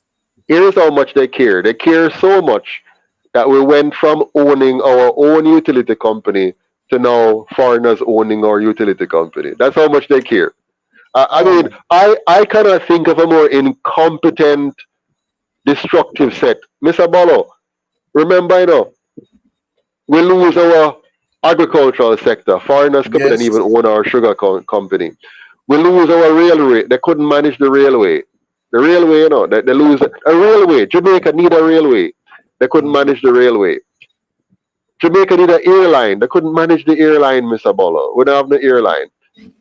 Jamaica needs airport. They couldn't manage the airport. We lease out the airport to other companies to run it. We had a very good, at one point, a very good public transportation system. They couldn't manage that. That gone to the dogs. And we have a very messed up system now there. Not even our own money we print, Polo. We don't print our money. Our money is printed by foreigners. So what we have them for? It's like you having a company, Polo. You have a company and you hire a set of managers. And the company can no longer produce the product that they used to produce. They have to farm it out to another company to do the production. They can't manage their HR team. They have to hire another company to manage the HR team. They can't manage research and development. They have to hire another company. Why would you have that management in place? Why would you have a management in place that can't manage nothing? They can't manage our water. They can't manage our energy. They can't manage our food. They can't manage our police. They can't manage our housing. Not even our roads they can't manage. We're now driving on roads that are owned by foreigners, for which we have to pay a toll to ride and drive on our own roads. And the toll we pay is not even to we, Now we get the toll money. The toll money go to a foreigner who take it out of the country. How can Terrible. you see, like, Terrible. I wish I could split the head of our people for them to understand and see all that I'm saying. How can you, the PNP, all of UNO, we're going to vote for the PNP. You're absolutely insane. The PNP is the only political party that has gotten 18 and a half years straight to fix this country, and they failed miserably. The JLP is the only party in this country who has ever gotten an election where they win every single seat. The JLP has won every single seat. All back then it was 60 seats. The JLP had all 60 seats and all 20, what was it now? 21 Senate seat. They had the entire country in their hands and could have transformed this country. 100% of the seat. The JLP has always been given the first opportunity to fix this country. In 1944, they won the first two terms when we got the right to vote. So if anybody could put Jamaica on the right path and win our confidence, like Lee Kuan Yew won the confidence of his people, the JLP had that chance in 1944. They won the first election by a landslide. The Wow. PNP got about 6 seats out of the Wow. entire seat. So the Wow. GLP had two solid terms to prove to us, and they failed. In Mm. 1962, again, when we're now becoming a so-called independent country, the JLP had the first chance as independent Jamaica to give us the best possible Jamaica, that we would never vote for anybody but them. And they Right. used the first two terms to thief more money and lose our confidence, and we vote them out and put in the PNP. And sorry, Mr. Bull, I know we need to go, but I want our listeners or hearers to understand what I'm saying here. So Yeah, man. in that case, the JLP had two 10-year terms, right? Two 5 and 5, 10, two terms, and another two. 20 years they got. The first 10 years of every major change in Jamaica, they got it. The JLP. Major, 1944 was a major change Right. from full colonialism to self-governance. The JLP got that first shot at it. 10 Right. years and failed. Independence, the JLP got the first 10 years and failed. And then the PNP that told us that they put people first, that they care and love the poor, and that give them a chance and they will give us progress. And they had 18 and a half years straight Yes, that was significant. We can't do this again. Yeah. Time come not to elect the PNP. Time come to tell those two parties that them time up. That and they won't go. They're going to go peacefully. Oh yeah, you already know.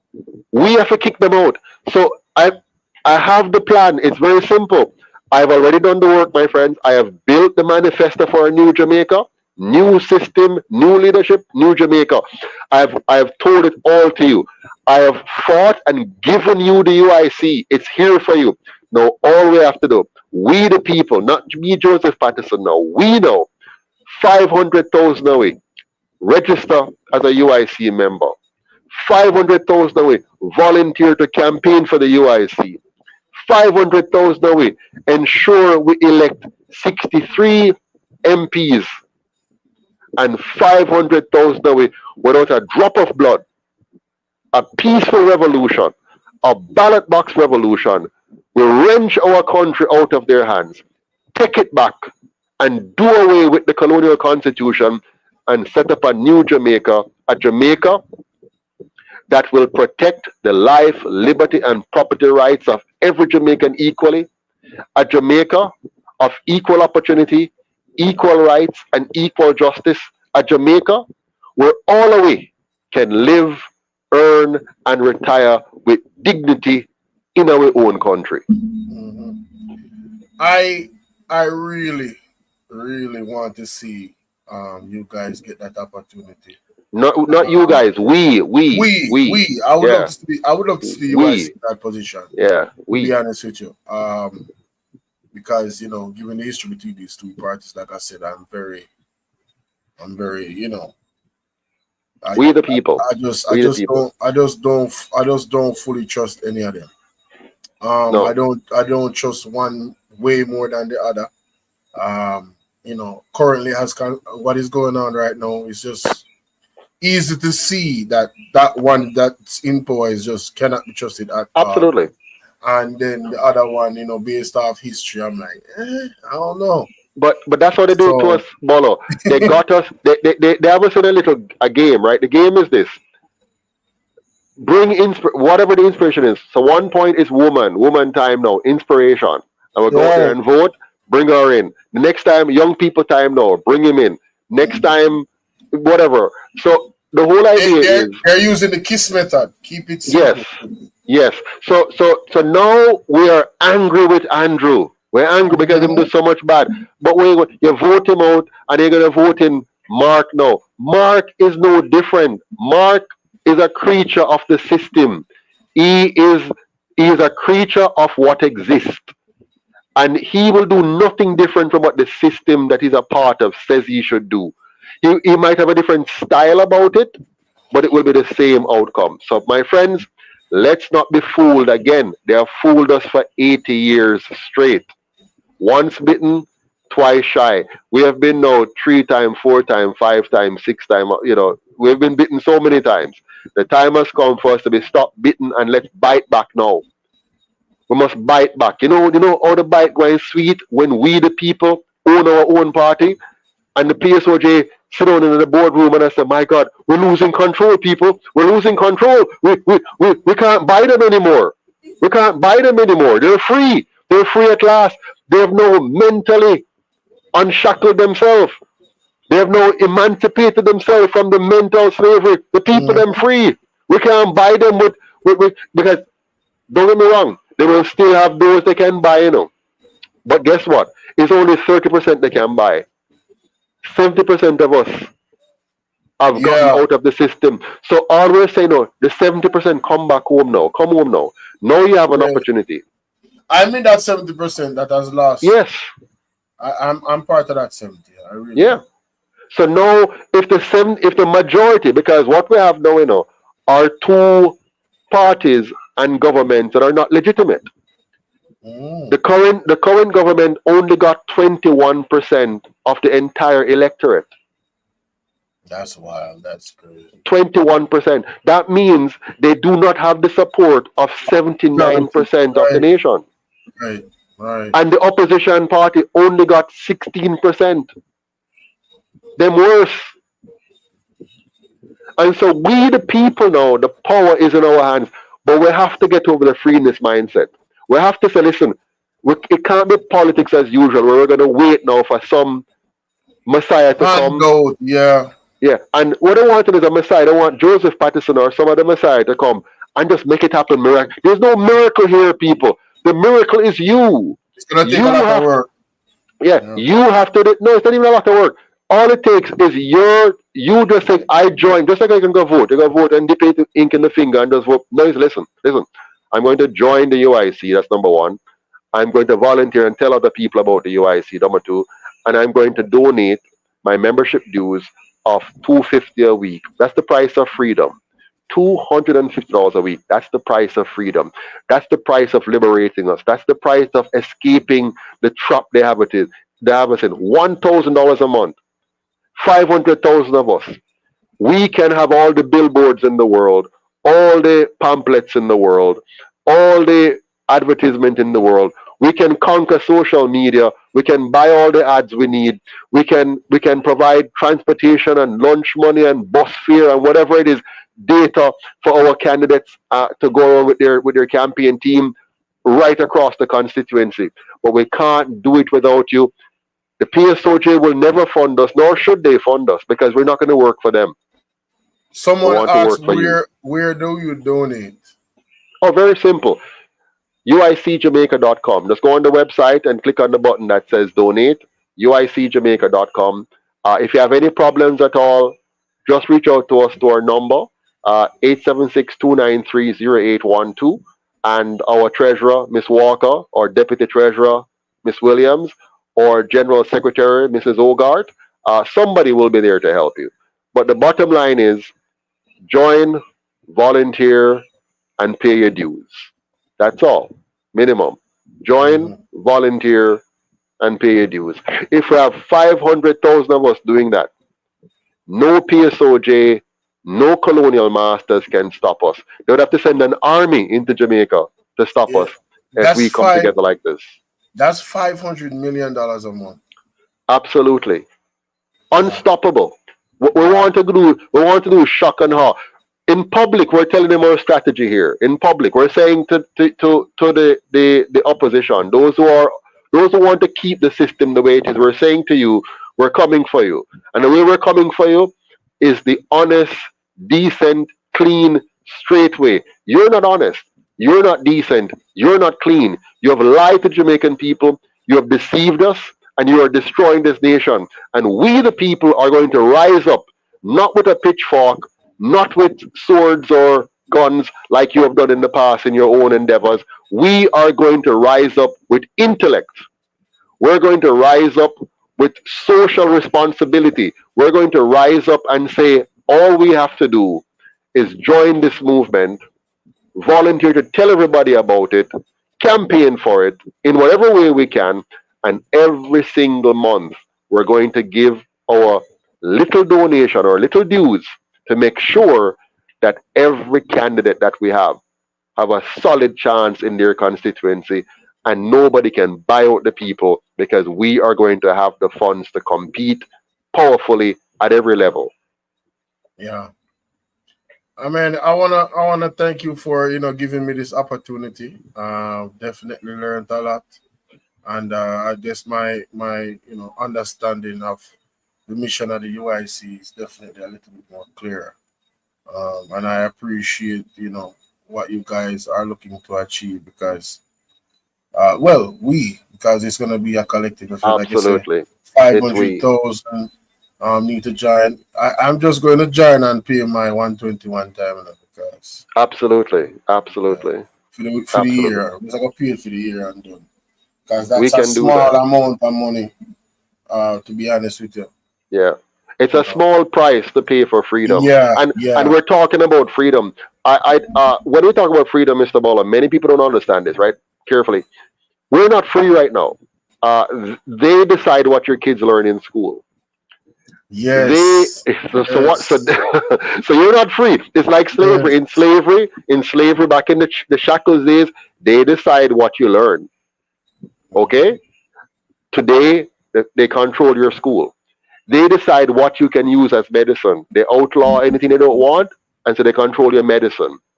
They control your food. They decide Mm-hmm. what is going to be allowed to be sold, and they can outlaw what they don't want to be sold. So if the small Exactly. man try to produce something, they can, no, you don't meet the standards and whatever, and cut him out. So your medicine, your school, your food. They control your finances. They decide what you can invest in and what you can't, and who you can invest with. Did you know that? They Yes. control your investment. So they create schemes, and we're so ignorant. Like in the USA, they create, and Canada, no, they create retirement schemes and say this is what you can put your money in. So they have actually taken away your freedom to choose what you can put your money in. And say, this is what we allow. This is what we permit. It's all Who can about advise control. you? Exactly. Yeah. The banking system. We Yeah, we are. have to talk about that in the next Yeah. interview. Yeah, we have to talk so about that in the so next. we're slaves right now while thinking we're free. And the UIC want to truly liberate we. Yep. We want to unite the people, no more partisan divisive politics. We want to liberate the people by making sure you understand this and we overcome them. And we want to empower the people. Knowledge, especially when applied, is true power. And that's what we want. Not the fake power about PNP and shower. What we want is true power where the man and the woman in the streets are empowered over their own lives with bodily autonomy, freedom of speech, freedom of movement, freedom of association, and freedom of choice, and have a system that protects their sovereignty and our collective sovereignty. Thank you so much, my friend. Have a good Yeah. night. Until next time. No man, All respect, the Mr. best. Patterson. And You big have to up your lock. Somebody has platform, to man. lock off for me because I can't lock off. Yeah. So I hope whoever is behind the scene can lock us off because I'm not in the mainframe. So, Mr. Nelson, if you're there, or whoever Not is in the so tech backstage, savvy. Big yeah, up yourself. All right. Look no on. problem. No, I'm tech savvy, but I can't do it because I'm not in the. Oh I yeah, only, you're not in the yeah, system, right? I got right. you. I I got came you. on I as got a guest, because I couldn't you. get back in. So Right. hopefully, Mr. Nelson, whoever is backstage, please go ahead and close us out.